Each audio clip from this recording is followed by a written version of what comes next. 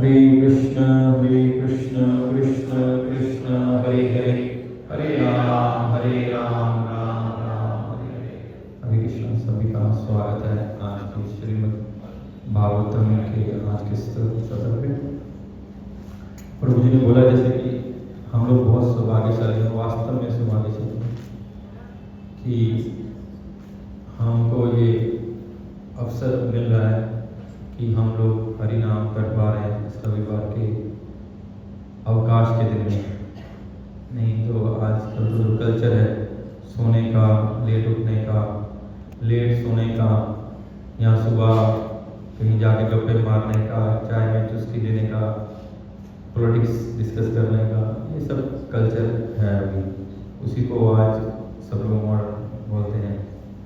लेकिन फिर भी प्रभुपाद की महती कृपा है कि हम लोग सत्संग कर पा रहे हैं, श्रीमद् भागवत को पढ़ पा रहे हैं, उसको श्रवण कर पा रहे हैं। ये सब वैष्णवों की और गुरु आचार्यों की कृपा है। अन्यथा इस कली काल में, कला के युग में ये करना बहुत संभव नहीं है और किसी को ये अच्छा भी नहीं लगता। इसको सबको मन को बहाता नहीं है और बुलाने से कोई आता नहीं। बहुत मुश्किल है इस पथ पे चलना। भक्ति बहुत कठिन भी है और बहुत आसान भी है। जिसके मन को प्रिय लग जाए उसके लिए आसान है, नहीं तो कठिन है, बहुत तपस्या है। तो हम लोग श्रीमद् भागवतम के इस महापुराण पे चर्चा कर रहे हैं जो प्रभुपाद ने हमको एक ग्रंथ अनुवाद और तात्पर्य सही दिया है और उसको पढ़ के हम अपने जीवन में उसको उतार सकते हैं और अपने जीवन का कल्याण कर सकते हैं। और वास्तव में सुनने का अर्थ तभी ठीक से है जब हम उसको समझें।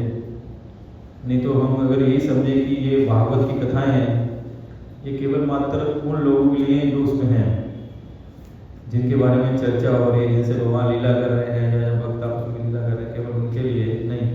वो हमको शिक्षा अर्थे पुरुष पुराना अजानुलंबितो भुजर कनका अवदातो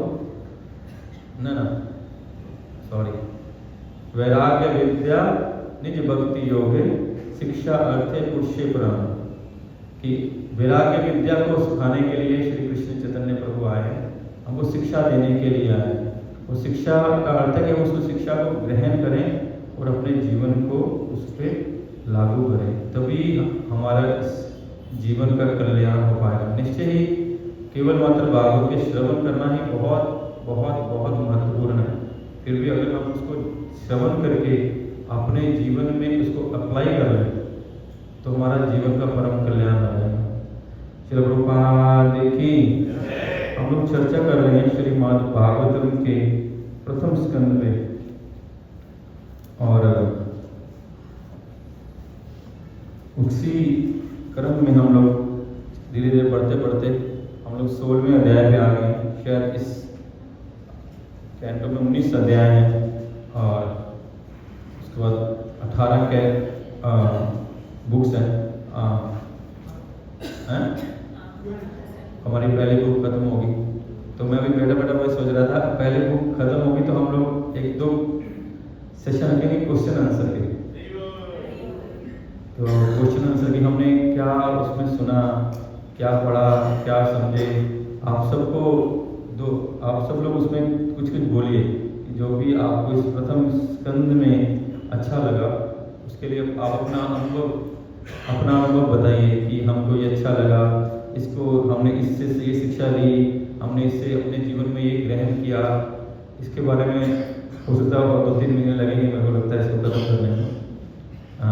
तो उसके बाद हम लोग बुक के ऊपर अच्छे से एक क्या बोलते हैं उसको रिकैप करने का प्रयास करेंगे, ताकि जैसे जैसे हम लोग आगे बढ़ते जाते हैं पीछे का भूलते जाते हैं। जैसे कि प्रभुपाद और भक्ति वृक्ष की बुक्स में लिखा है, इसलिए हम कुछ ना कुछ रिकैप करना चाहिए। हमने पिछले सप्ताह किस बारे में चर्चा की थी? पिछले सप्ताह कुछ बहुत श्लोक अच्छे थे और उसमें कुछ बहुत बहुत सुंदर बातें थी, मिस कर गए उसको। ठीक है, आप उसको पढ़ लीजिएगा क्योंकि बहुत सुंदर उसमें चर्चा का विषय थे, लेकिन जो भगवान की इच्छा, अहो नीलोके पियते हरि लीला अमृत वचन। बहुत सुंदर ये बात है कि इस नर लोक में भगवान की जो लीला अमृत है, ये कथा है, इसको सुनना ये अमृत के समान है। ठीक है, हम आज का श्लोक 11 नंबर से शुरू हो, नहीं 10 तो हो गया था, 11 नंबर से हो।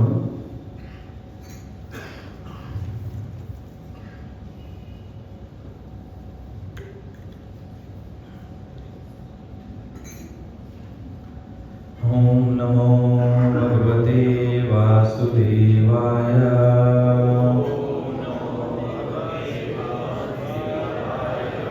ओम नमो भगवते वासुदेवाय।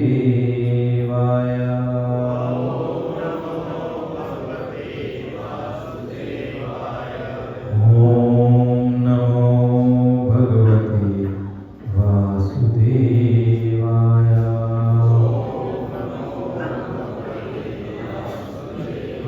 मेरा बैग दीजिए माता प्लीज।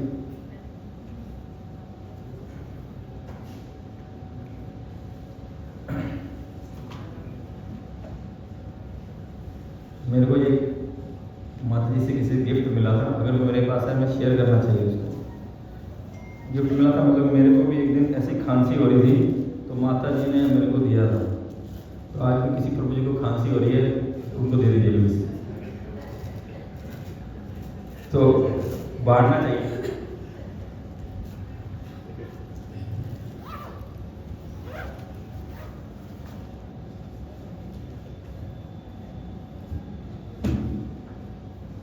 हम लोग आज पाठ करेंगे श्रीमद् भगवद गीता के प्रथम स्कंद के 16वें अध्याय का 11 नंबर से स्टार्ट करेंगे। देखते हैं हम लोग कहाँ तक जा पाते हैं। इच्छा तो रहती है कि कुछ श्लोक हम लोग कर लें, जल्दी से इसको कवर करें, लेकिन प्रयास करेंगे। स्वलंकृतं श्यामतुरंगयोजितं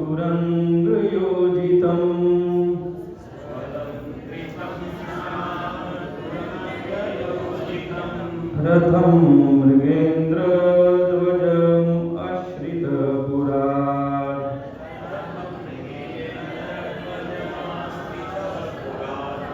ऋतो रथश्वद्वीपपते युक्तया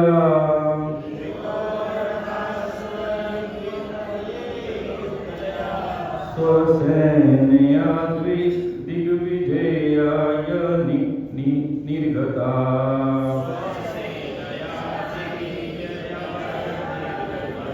स्वलंकृतं श्यामतुरंगयोजितं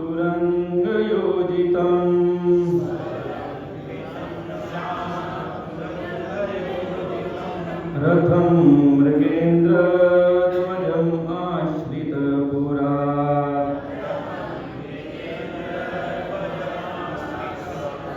मृतो रथ अश्वद्वीपपतियुक्तया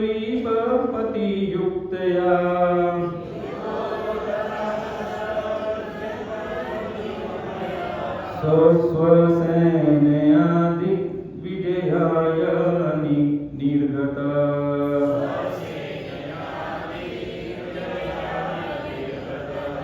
स्वलंकृतं श्यामतरुंगयोजितं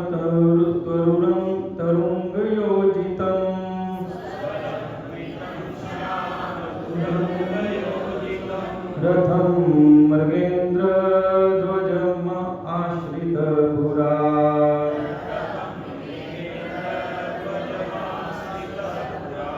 ऋतो रथश्वद्वीपपते युक्तया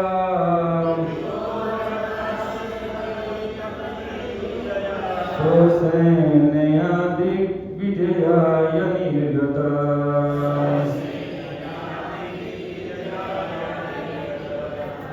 कोई प्रभु जी।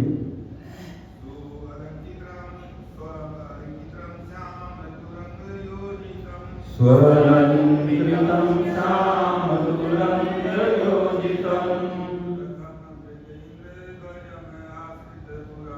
रथं मृगेन्द्रध्वजम् आश्रितपुरात्।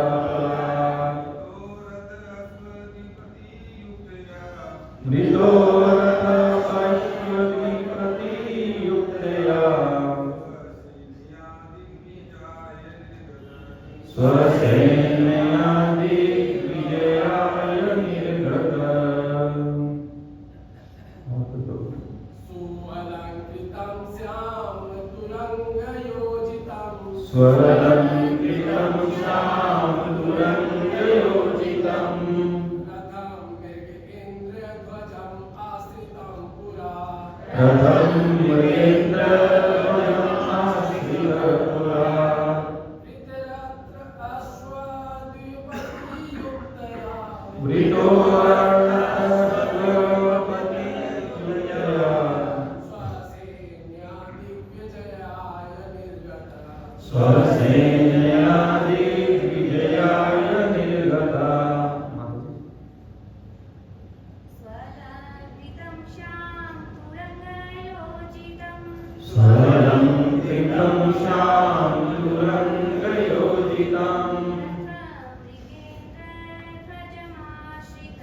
श्यामतुरङ्गयोजितं रथं मृगेन्द्रध्वजमाश्रितः रथं मृगेन्द्रध्वजमाश्रितः पुरा रथो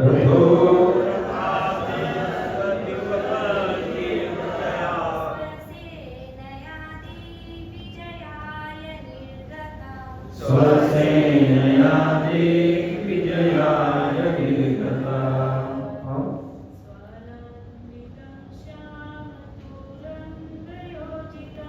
स्वलङ्कृतं श्यामतुरङ्गयोजितं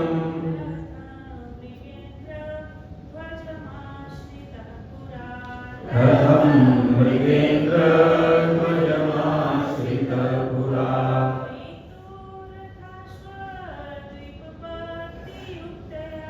वृतोरथाश्वपतियुक्तया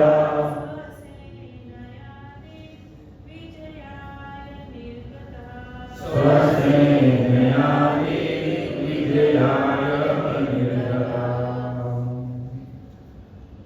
अनुवाद और तात्पर्य श्रील प्रभुपाद के द्वारा श्रील प्रभुपाद की। महाराज परीक्षित काले घोड़े द्वारा खींचे जाने वाले रथ पर सवार हो गए। उनकी ध्वजा पर सिंह का चिन्ह अंकित था। इस प्रकार सुसज्जित होकर तथा सारथियों, अश्वरोहियों, हाथियों तथा पैदल सैनिकों से घिरे हुए उन्होंने सभी दिशाएं जीतने के लिए राजधानी से प्रस्थान किया। तात्पर्य महाराज परीक्षित अपने पितामह अर्जुन से इस बात से भिन्न थे कि उनके रथ को खींचने वाले घोड़े श्वेत रंग के ना होकर काले रंग के थे। उनके ध्वज पर का चिन्ह सिंह का था। उनके पितामह की ध्वज पर हनुमान जी चिन्हित थे। महाराज परीक्षित जैसा राजसी जुलूस जिसमें सुसज्जित रथ, घोड़े, हाथी, पैदल सिपाही तथा बैंड वाद्य यंत्र वाले थे, नेत्रों को अत्यंत सुहाने लगने वाले थे, लेकिन साथ ही ऐसी सभ्यता का प्रतीक हैं जो लड़ाई के मैदान में भी सौंदर्य प्रकट था। श्री प्रभुपाद की जय। श्रीमद् भागवत महापुराण की जय। इस श्लोक में बता रहे हैं कि परीक्षित महाराज, हालांकि वो पूरी पृथ्वी के सम्राट थे, पूरी पृथ्वी उनका राज्य थी और वो मतलब कि अनअपोज्ड राजा थे। ऐसी बात नहीं थी कि उनका कोई ऑपोजिशन था। फिर भी राज्य की, पृथ्वी की जो शासन है, जो व्यवस्था है, उस सुचारू रूप से चले, इसके लिए राजा को हर समय क्या बोले अलर्ट रहना चाहिए, सचेत रहना चाहिए। तो सचेत रहना चाहिए और व्यवस्थाएं ठीक से कारगर है, व्यवस्थाएं ठीक से चल रही हैं, तो उसके लिए वो व्यवस्था को देखने के लिए उनको करना ही चाहिए। उनको घर से, राजमहल से निकलना चाहिए, नहीं तो क्या वो आलस से आ जाता है। ये स्वाभाविक है।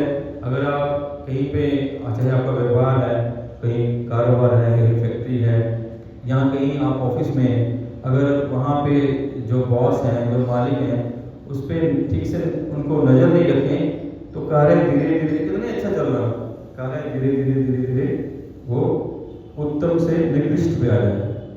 क्योंकि ये हमारा स्वभाव है कि हम लोग को कुछ ना कुछ पीछे से पुश करना पड़ता है, और जब हमारे ऊपर नियंत्रण नहीं किसी का रहता तो हम जब पूर्ण रूप से स्वतंत्र हो जाते हैं तो हम, जैसे प्रभुपाद पहले ही भक्ति विषय की बुक में लिखा, पशु तुल्य हो जाते हैं। हमारे ऊपर नियंत्रण चाहिए, वो हमारे परिवार का, हमारे समाज का, हमारे राज्य का, हमारी राष्ट्र का, और भगवान के भक्तों का नियंत्रण चाहिए। तो और उनका नियंत्रण होने से ही हमारी जो गति है या हमारा मार्ग है वो सुमार्ग रहेगा। इसलिए बोलते हैं कि हमको जो भक्ति भी है, जो भक्ति का पथ भी है, किसी न किसी सीनियर वैष्णव के मार्गदर्शक के निर्देशन में ही करना चाहिए। क्योंकि हमको नहीं पता लगता कि हम कहाँ अपराध कर रहे हैं, कहाँ हमसे भूल हो रही है, या हम ठीक से कार्य कर रहे हैं नहीं कर रहे। क्योंकि हम जो करते हैं हमको वही परफेक्ट लगता है, हमको लगता है यही उत्तम है, यही सबसे बेस्ट है। लेकिन ऐसा नहीं कि हम जो सोच रहे हैं, हम जो कर रहे हैं वो उत्तम हो, लेकिन जब उसको हमारे वरिष्ठ भक्त, सीनियर वैष्णव, गुरु द्वारा अनुमोदित किया जाता है तब वो उत्तम हो सकता है, अन्यथा वो उत्तम नहीं है। जब तक हम उनके निर्देशन में रहेंगे, उनके नियंत्रण में रहेंगे और उन हमारे कार्यों से वो प्रसन्न रहेंगे तो कार्य ठीक से, नहीं तो कार्य उत्तम नहीं है। और यहाँ महाराज परीक्षित अपने राजमहल से निकले हैं अपने राज्य की व्यवस्था को सुचारू रूप से करने के लिए या व्यवस्था को देखने के लिए। लेकिन यहाँ एक डिफरेंस है, जैसे कि यहाँ प्रभुपाद ने उसको हाईलाइट किया कि जो चिन्ह, जैसे पिछले सप्ताह हमने कुछ भक्तों के और लक्षणों पे चर्चा की, यहाँ पे बताया गया कि चिन्ह, कुछ चिन्ह वैसे नहीं थे जैसे कि अर्जुन के रथ पे थे। क्यों?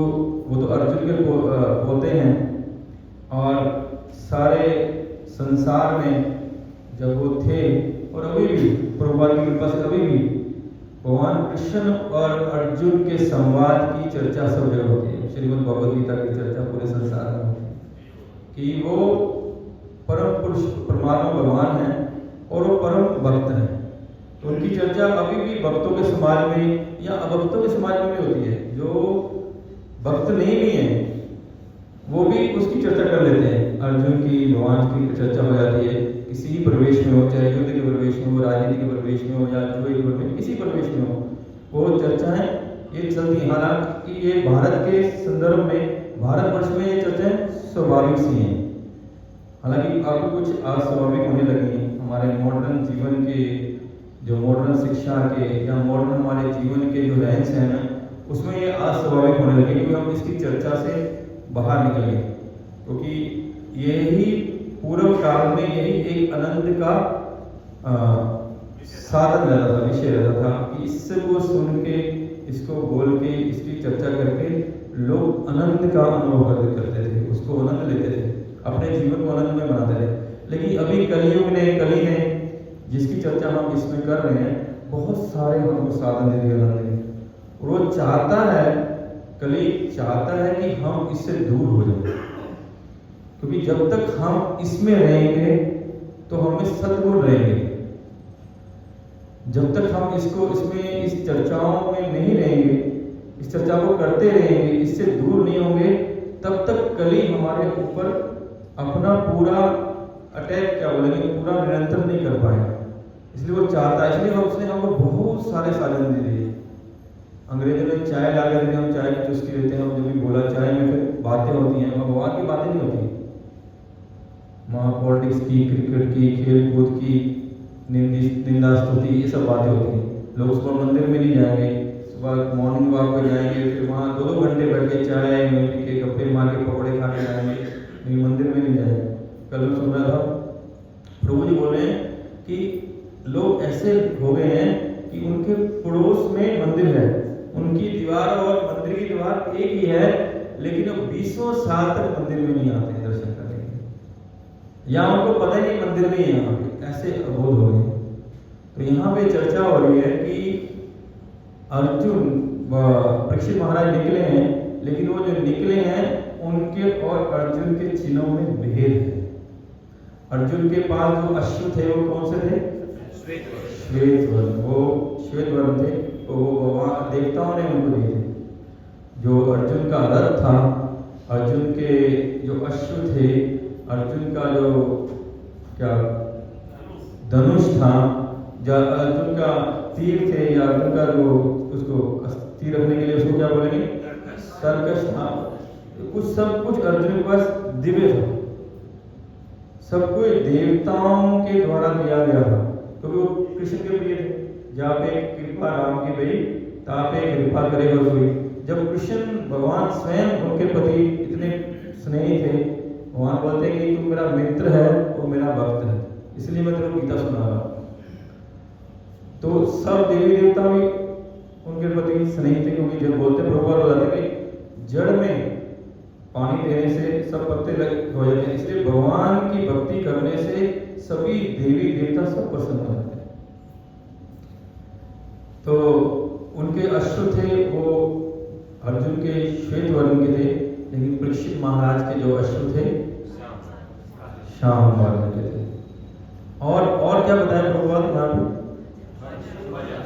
हाँ, तो अर्जुन के जो रथ का ध्वजा था उसमें स्वयं हनुमान जी रहा, उनमें हनुमान जी चिन्ह ही नहीं था।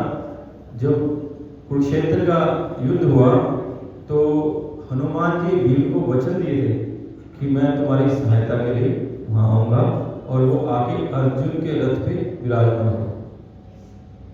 जैसे भगवान राम के युद्ध में जब जो श्रीलंका में युद्ध हुआ उसमें हनुमान जी राम जी की बहुत सेवा किए, ऐसे ही अभी स्वयं राम कृष्ण वहां उपस्थित हैं, कृष्णचंद्र उपस्थित हैं, तो हनुमान जी अपने परम आराध्य की सेवा के लिए वहां उपस्थित हैं, और उनके परम आराध्य जिसकी सेवा कर रहे हैं वो भी उनके लिए आराध्य हो गए, तो अर्जुन की सेवा के लिए उपस्थित हैं। और उनके जो ध्वजा में हनुमान जी का चिन्ह था, और इनके ध्वज में सिंह का चिन्ह है। सिंह का चिन्ह किस लिए होता है? क्षत्रियों, अभय शासन का हो गया, और पावर का चिन्ह हो गया, अभय का चिन्ह हो गया। किसी शेर जो होता है किसी से डरता नहीं है, भयभीत नहीं होता, जंगल में कहीं भी चला जाता। बड़े बड़े से हाथी भी होते हैं, वो हाथी से भी डरता नहीं, तो वो उसका चिन्ह है। वो चिन्ह है क्योंकि वो भी परीक्षित महाराज में क्यों डरे? परीक्षित महाराज को भी डरने का कोई कारण नहीं है, क्योंकि स्वयं कृष्ण ने, भगवान ने उसकी रक्षा की है। उनके जन्म से पूर्व माँ के गर्भ से बाहर निकलने पूर्व कृष्ण ने उनको कृपा की, तो उनको डरने का कोई कारण नहीं है। तो उनके ऐसे चिन्ह है।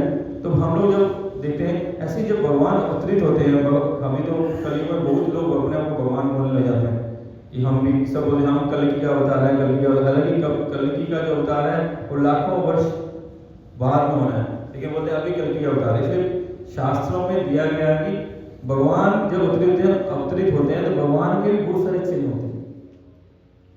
क्या क्या चिन्ह होते हैं? हाथ खड़ा करें, हाथ खड़ा करें, एक एक बोलना है। एक उनके पैरों में 19 चिन्ह होते हैं। हाँ, उनके पैरों में बहुत 19 चिन्ह होते हैं।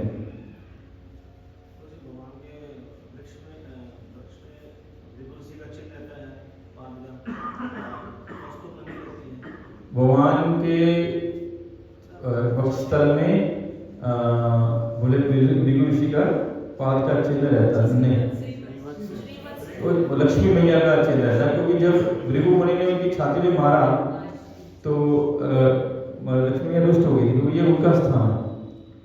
तो वहाँ एक छोटे से व्हाइट कलर के कुछ भाग रहते हैं, एक रेखा रहती है, श्रीवत्स वो रहता है, वो भगवान के चरण चिन्ह होता है। और भगवान की और कौस्तुभ मणि और विजयंती माला और अजानुलंबितो भुजा, भगवान की बाजें लंबी होती हैं। हमें तो बैठ के घुटने पे आती हैं, भगवान जब खड़े होते हैं उनकी बात में घुटने तक आती है, तो वो घुटने के बाद भगवान आते हैं तो भगवान पूर्ण रूप से तो अपने चिन्ह होते हैं, हम भगवान को भक्त लोग पहचान जाते हैं। जैसे जब अक्रूर जी भगवान को लेने के लिए गौरव, जब भगवान जी को लेने के लिए अक्रूर जी मथुरा से वृंदावन आए तो आते ही वो वहां ब्रज की भूमि में लोटपोट हुए। क्यों लोटपोट हुए? क्योंकि भगवान की चरण ने वृंदावन की पूरी भूमि को अलंकृत कर रखा था। पूरे वृंदावन में भगवान के चरणों की छाप थी। तो चार्ज नहीं हो,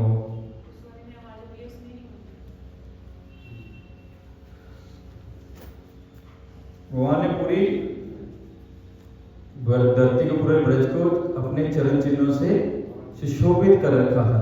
ऐसे भक्तों के कुछ चिन्ह होते हैं। हरे कृष्ण, ठीक है। भक्तों के कुछ चिन्ह होते हैं। क्या चिन्ह होते हैं? कैसे पहचाने जाएंगे भक्त? कंठी माला और तिलक और शिखा, माला जोली और जीवा पे हरिनाम और हैं धोती कुर्ता वैष्णव का। तो ये भी वैष्णव के चिन्ह हैं।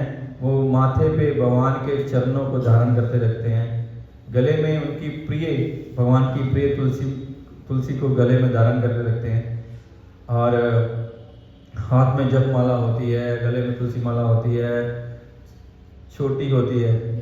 एंटीना, ये हमारा एंटीना है ताकि भगवान से हमारा सिग्नल को ठीक से कैच कर सके। हमारी यहाँ एंटीना से सीधा बुद्धि में भगवान की भक्ति को डाल सके, तो ये हम एंटीना है। लेकिन देखते हैं ना, मैं पहले ही बोला कि हम लोगों ने तिलक छोड़ दिया, कंठी छोड़ दी, माला तो करना ही छोड़ दिया, माला छूट गई है। मतलब प्रभुपाद की कृपा से, वैष्णव की कृपा से अभी हम कुछ माला करने लगे हैं। शास्त्रों को छोड़ दिया, मंदिर जाना छोड़ दिया है, भक्तों का सत्संग छोड़ दिया, भक्तों का मिलना छोड़ दिया है, साधुओं को घर में बुलाना छोड़ दिया है, हमने सब छोड़ दिया। लेकिन इसीलिए हम लोग इस स्थिति में हो रहे हैं। जो हमारा समाज, हिंदू समाज, सनातन समाज इस दुखप्रद स्थिति में है, इसीलिए मैं पहले बोला कि हमको कैसे मालूम पड़ेगा कि ये हिंदू है, कैसे मालूम पड़ेगा सनातनी है। प्रभु जी से बैठे हैं, कैसे मालूम पड़ेगा कि हिंदू है? बहुत सारे प्रभु जी आए बिना तिलक के आए, तिलक लगाते नहीं। हमको अपने इस शुभ चिन्हों को, जिससे हमारा श्रृंगार होता है, उसको भी लगाने में हमको शर्म, संकोच होने लगे। हमको इसमें संकोच, हम इसको लगाने में अपने को निकृष्ट समझ रहे हैं। हमको ऐसी शिक्षा हमारे अंदर डाल दी गई है कि हम हिंदू हैं जो निकृष्ट है, हम हिंदू हैं जो बहुत बैकवर्ड है। ये तिलक लगाना बैकवर्ड का साइन है, अशिक्षित का साइन है, कंठी डालना अशिक्षित है। लेकिन ये नहीं, ये हमारा श्रृंगार है। जैसे माता जी लोग माथे पे बिंदी लगाती हैं, अपनी संदूर बढ़ती हैं, ये हमारा श्रृंगार है कि हमारा भी कोई पति है, हमारा कोई स्वामी है, हम विधवा नहीं है, हम अनाथ नहीं, हम सनात हैं। ये हमारा चिन्ह है। जैसे हम लोग डॉक्टर को कैसे पहचानेंगे? और क्या स्टेथोस्कोप लगाया होता है, व्हाइट कुर्ता डाला और कोट डाला होता है, तो हम पूछते हैं ये डॉक्टर है। वकील और जज को कैसे पहचानेंगे? काला कोट डाला रहता है। हम पुलिस को कैसे पहचानेंगे? उनकी एक ड्रेस रहती है, ड्रेस कोड रहता है। हमारा भी एक ड्रेस कोड है कि हमको तिलक लगाना है, कंठी डालनी है, तभी हमको। और ये इसकी बहुत सुविधा, हम भक्त हैं नहीं भक्त हैं। आप कंठी माला धारण करके रखेंगे, तिलक धारण करके नहीं, आपको यमराज के दूत छुएंगे नहीं। ये भगवान ने यमराज को मतलब कि स्टैंडिंग ऑर्डर्स हैं कि डोंट टच, एकदम छूना ही मत। अपने आदमी को स्टैंडिंग ऑर्डर दे दो कि जिसने तिलक लगा रखा हो, जिसने कंठी पहन रखी हो, जिसके मुख में हरि नाम हो, जिसके घर में तुलसी हो, एकदम वहां कोई no disturbance, do not disturb. इतना कुछ, ये हम चाहे भक्ति कर रहे हैं नहीं कर रहे, हम जितने ही अपराधी हैं, फिर भी भगवान मतलब जब हमारा शरीर छोड़ने लगे थे, मुंह में गंगा जल क्यों डालते हैं, मुंह में तुलसी दस क्यों रखते हैं? रखते ना, जिसका प्राण निकलने वाले हो तो उसके मुख पे गंगा जल या तुलसी रखी जाती है। क्यों? सारे जीवन तो उसने शराब पी है, फिर भी उसको तुलसी दल रखे, भगवान माफ कर देते। जो भगवान के चरणों का चरणोदक है, तो गंगा जल समाने बात नहीं है। भगवान शिव उस चरणोदक को अपने सर पे धारण करते हैं, उसको हमारे मुख में दिया जाता है हमारे प्राण, तो भगवान का चरणामृत हो गया। तुलसी जो सब समय भगवान की प्रिय है, बिना तुलसी दल के भगवान कोई भी भोग स्वीकार नहीं करते, बिना तुलसी दल के भगवान का श्रृंगार नहीं होता। तो ये साइंस है, तो इसको समझिए। अगर हम चाहते हैं कि कम से कम ये भारतवर्ष ही रहे, हम लोग ठीक से अपने मंदिर को, अपने विग्रह को, अपनी भक्ति को, अपने शास्त्रों को, अपने हरि नाम को, हरि कथा को ठीक से संजो पाए, हम आने वाली पीढ़ी को उसको ठीक से दे पाए, तो ये हमारा कर्तव्य बनता है कि हम ठीक से पालन करें। तो मैं चाह रहा था आज भगवान के जो चरण चिन्ह है इसके ऊपर चर्चा करना। एक मेरे को घड़ी दे दीजिए कोई, या मोबाइल दे दीजिए प्लीज, क्योंकि आज की चर्चा शायद कुछ लंबी हो जाए, क्योंकि 19 चिन्ह है भगवान के चरणों में। और सब भक्तों का, सब जितने भी भक्त हैं, जो भी भगवान को प्राप्त करना चाहते हैं, जो भी भगवान को पाना चाहते हैं, उनका एक ही लक्ष्य है। क्या है? कृष्ण के चरण, सेवे मना कृष्ण पदारविंद, कि भगवान के चरणों, कोई भक्त नहीं, जो भी भक्त है वो सब समय भगवान के चरणों में रहना चाहते हैं। वो हम लोग चैतन्य शास्त्र में पढ़ते ना, हे नंद तनुज किंकरम पतिता माम विस्मे ममा बुधो, कृपया तब पाद पंकज स्थित धूलि सदृष्टम सुचिंते। हे प्रभु, हे नंद महाराज के पुत्र, मेरे पापों के कारण मैं किसी कारण इस भवसागर में गिर गया हूँ, कृपया मेरे को अपने चरणों की धूलि बना दे। ये भक्तों की यही प्रार्थना। और भक्त और कुछ नहीं चाहते। भक्त कोई मोर मुकुट नहीं बनना चाहते, कोई कस्तूर मनु नहीं बनना चाहते, कोई मुरली नहीं बनना चाहते। वो चाहते हैं कि हे प्रभु, कम से कम अपने चरणों की धूलि, नहीं तो अपने भक्तों के चरणों की धूलि बना दे। बिना और चरणों की धूलि की बहुत महत्व है। पहले उसने बताया कि गोपियां कैसे भगवान उनके चरणों के रज को माथे में लेते हैं, भक्तों के चरणों की रज माथे पे लेते हैं। और बिना भक्त महत पदा रविंदो, क्या बोलते, बिना महत पदा रजो अभिषेक, बिना साधु के भक्तों के चरण की धूलि लिए हुए हम लोग भक्ति कर ही नहीं सकते। अभी प्रभु जी बोले कि हमारे पूर्व जन्मों के कर्म फलों का कारण हम यहाँ एकत्रित हुए, लेकिन नहीं, प्रभुपाद स्ट्रेट ड्राइव करते, ऐसा नहीं है। हम यहाँ एकत्रित हो गए हैं, यहाँ पे आने का अवसर मिला है क्योंकि हम पे किसी वैष्णव ने कृपा की है। हम पे जाने अनजाने किसी वैष्णव की प्रेम भरी दृष्टि गई है, जाने अनजाने हमको किसी वैष्णव के हाथ से भगवान का महाप्रसाद मिला है, जाने अनजाने हमको किसी वैष्णव के मुख से हरि नाम को सुनने का अवसर मिला है, जाने अनजाने हमको किसी वैष्णव के मुख से कथा श्रवण का अवसर मिला है, जाने अनजाने हमने किसी वैष्णव की सेवा कर दी है। उस वैष्णव की कृपा से, करुणा से ही हम इस जन्म में हरे कृष्ण कृष्ण कृष्ण हरे हरे, हरे राम राम राम हरे हरे।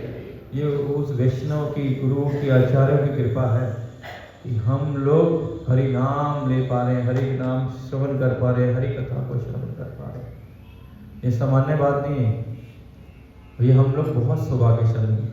तो अभी हम लोग चर्चा करेंगे भगवान के चरणों में जो 19 चिन्ह हैं। यो भगवान के चरणों में जो 19 चिन्ह हैं, ये भी भगवान की अपने भक्तों पे करुणा के सूचक हैं। भगवान अपने भक्तों पे करुणा करते हैं, उसकी ये चिन्ह से सूचना देते हैं। मैंने कुछ भक्तों को सुना और कुछ जैसा भी इस दुर्बुद्धि ने जो भी सुना है, जो भी समझने का प्रयास किया, उससे इसको थोड़ा सा इसको व्यक्त करने का प्रयास करूँगा संक्षेप में, क्योंकि ऑलरेडी 8:43 हो गए हैं। तो मेरे को लगता है कि जितना भी फास्ट करूँगा तो थोड़ा समय लगेगा, तो मेरा अपराध को क्षमा कीजिएगा। तो भगवान के 2 पाँव हैं, बाएं और दाएं, जैसे हमारे। तो एक भगवान के बाएं पैर में 11 चिन्ह हैं और दाएं पैर में 8 चिन्ह हैं। मैंने सबको व्हाट्सएप किया है, आज मैंने ग्रुप में सबको भगवान के चरण चिन्हों पे व्हाट्सएप किया है। आप उसके आराम से खोल के देखिए, क्योंकि जब हम भक्त बोलते हैं कि हम जब नाम जब करते हैं हमारा पूरा मन नाम में होना चाहिए। अगर नाम में नहीं है तो भगवान के चरणों में होना चाहिए, हम भगवान के चरण चिन्हों में होना चाहिए कि हम उनको भगवान के हमारा लक्ष्य ही केवल मात्र भगवान के चरणों को प्राप्त करना है। भगवान के चरणों को प्राप्त कर लिया मतलब हम शुद्ध हो गए, भक्त बन गए। तो पहला है नीचे से मत्स्य, मछली, मीन अवतार। तो भगवान के चरणों में एक मिनट में भी खोल लो।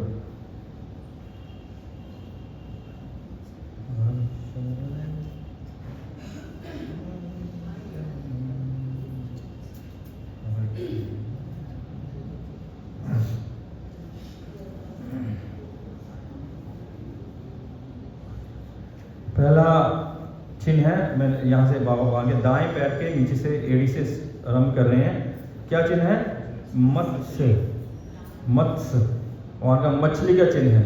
हालांकि भगवान ने खुद भी मछली का अवतार लिया है। भगवान ने मत्स्य,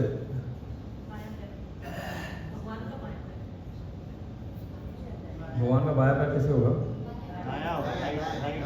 दायां होगा। बाएं कैसा होगा? देखिए देखिए,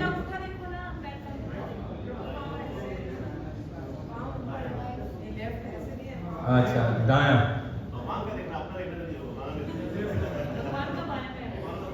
भगवान का बायां पैर। तो भगवान के बाएं पैर में नीचे में मत्स्य का चिन्ह है। भगवान मत्स्य अवतार भी लेते हैं। भगवान ने मत्स्य अवतार करके सत्यव्रत राजा सत्यव्रत पे कृपा की, उन पे ही कृपा नहीं की। जब वो स्नान कर रहे थे तो भगवान जब वो आचमन कर रहे थे तो उनकी अंजलि में आ गए। तो छोटे से थे तो, लेकिन वो बोले कि हे राजन मेरे को ले चलो। तो राजन ले गए, लेकिन वो बड़े घर में उन्होंने किसी पोर्ट में रखा, वो बड़े हो गए। उस जब उन्होंने रखा तो उन्होंने भगवान ने साइज बड़ा कर लिया। उन्होंने उससे बड़ा पोर्ट किया, उन्होंने और बड़ा साइज कर लिया। उन्होंने और बड़ा किया, उन्होंने और बड़ा साइज कर लिया। उन्होंने तालाब में डाला, उन्होंने और बड़ा साइज कर लिया। नदी में डाला, उन्होंने और बड़ा साइज कर लिया और समुद्र में वापस ले आए। तो बोले कि आप सामान्य नहीं हो, आप कोई विशेष हो, कृपया अपना परिचय दीजिए। तो भगवान ने बोला कि मैं परम पुरुषोत्तम भगवान हूँ, तुम्हारी रक्षा के लिए आया हूँ। ऐसे ऐसे वो क्या बोलते हैं उसको, प्रलय होने वाला है, लेकिन प्रलय होने वाला है तो मैं तुम्हारी रक्षा करूंगा।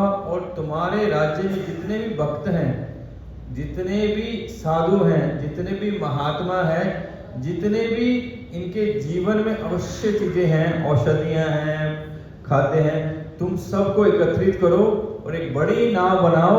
और मैं उस नाव में अपनी प्रेम भक्ति की रस्सी से, मेरे उनके भगवान के सिंह था, उसमें लगा के भगवान उनको इस भव सागर से पार करते हैं। तो भगवान मत्स्य अवतार लेते हैं।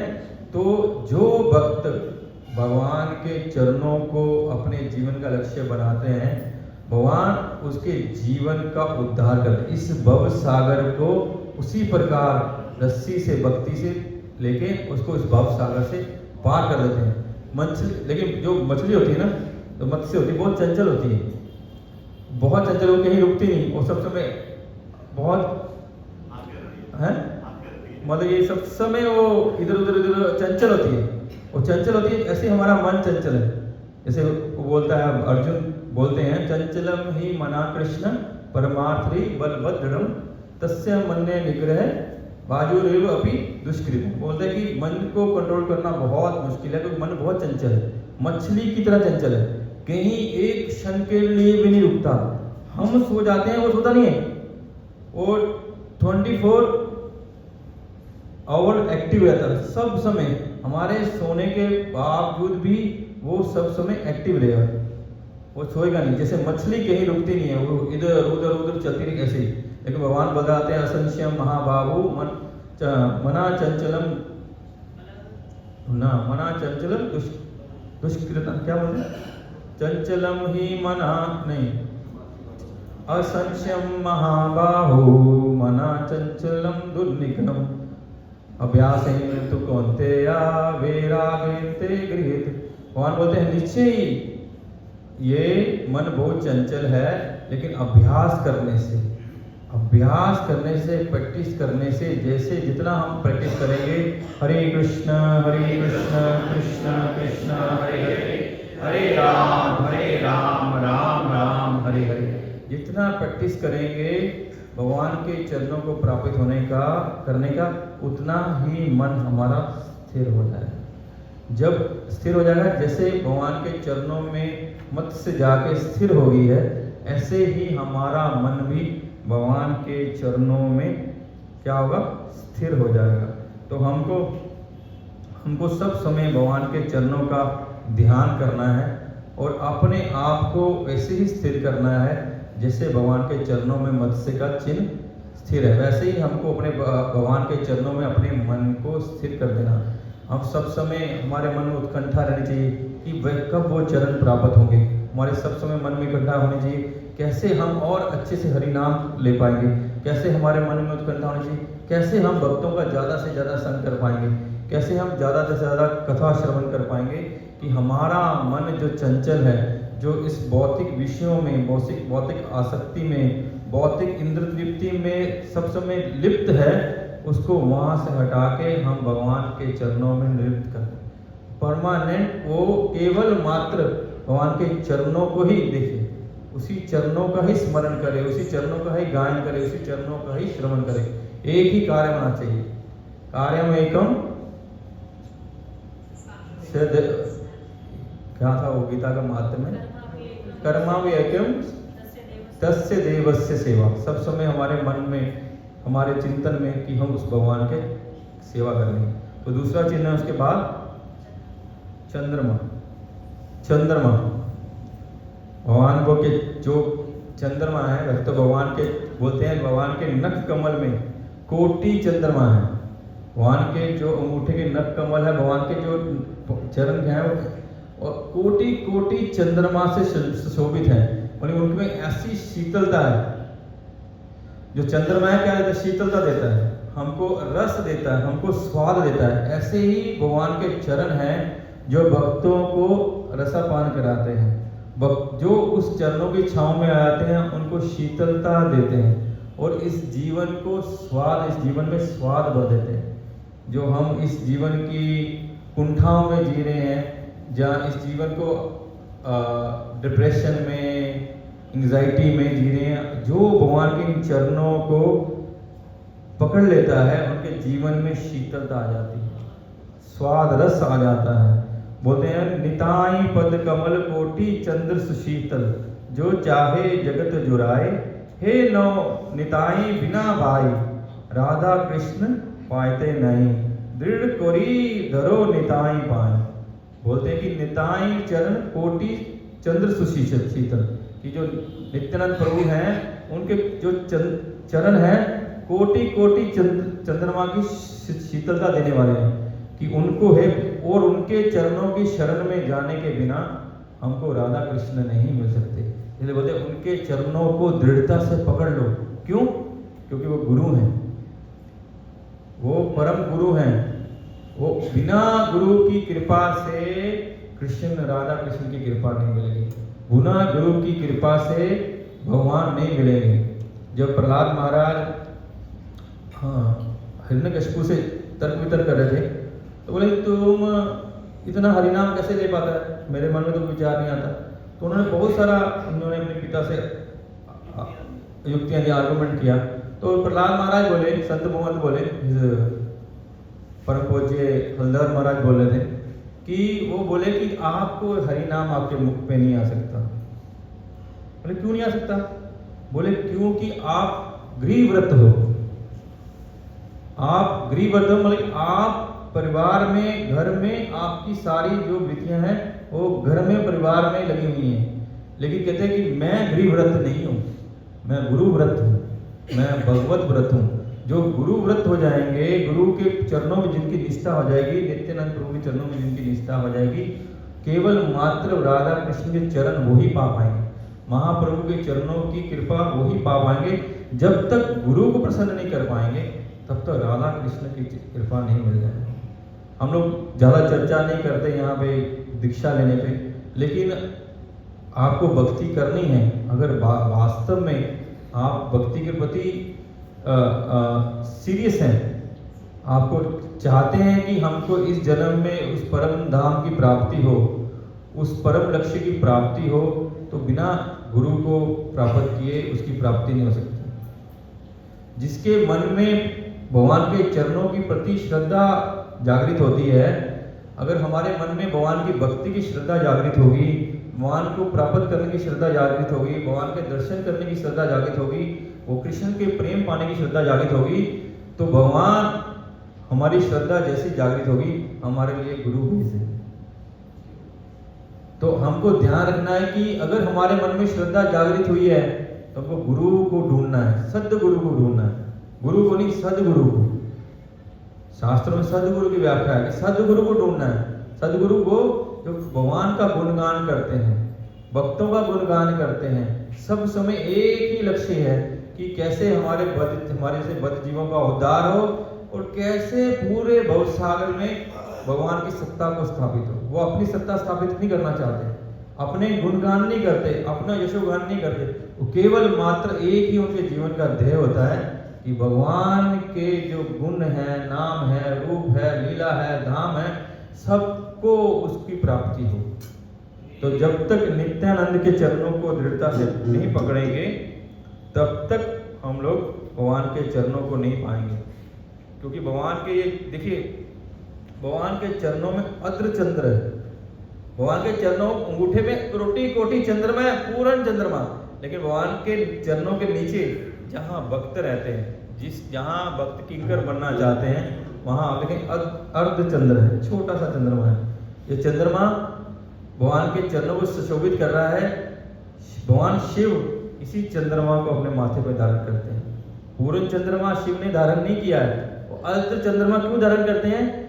क्योंकि श्री हरि के चरणों के को ये सुशोभित कर रहा है, इसीलिए उनको शिव अपने माथे पर धारण करते हैं। शिव तो महाभागवत है, परम भागवत है, वैष्णव नाम यथा शंभु, उनसे बड़ा वैष्णव कोई नहीं।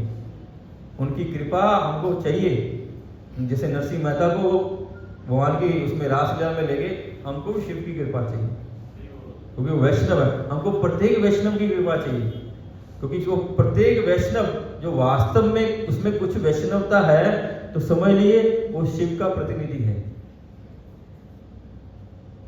शिव की कृपा है उनके ऊपर, तभी वो वैष्णव बन पाएगा। हमको प्रत्येक, इसलिए बोलते वैष्णव अपराध, हमको भक्ति में आगे बढ़ना है तो वैष्णव अपराध से बहुत बचना चाहिए। हमको बहुत सचेत रहना चाहिए कि हम वैष्णव अपराध ना करें, वैष्णव की निंदा नहीं करें, वैष्णव के प्रति अपने मन में दुर्व्यवहार, अपने दुर्वृत्ति ना रखें, अपने मन में उनके प्रति कोई दुर्चिंतन ना करें। अगर हमको भक्ति में बढ़ना है तो ऐसे ही हमको रास्ता करना पड़ेगा। और भगवान के जो चरण चिन्ह हैं वो शीतलता प्रदान करते हैं, भगवान के भक्तों को रस प्रदान करते हैं, भगवान के भक्त सब समय उनका रसापान करना चाहते हैं। और भगवान के चरणों में ये चंद्रमा हमको शीतलता, आनंद और शांति प्रदान करता है।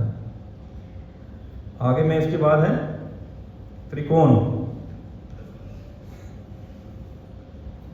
इसके भगवान के पैरों में ट्रायंगल है, ट्रायंगल, बरमूडा ट्रायंगल।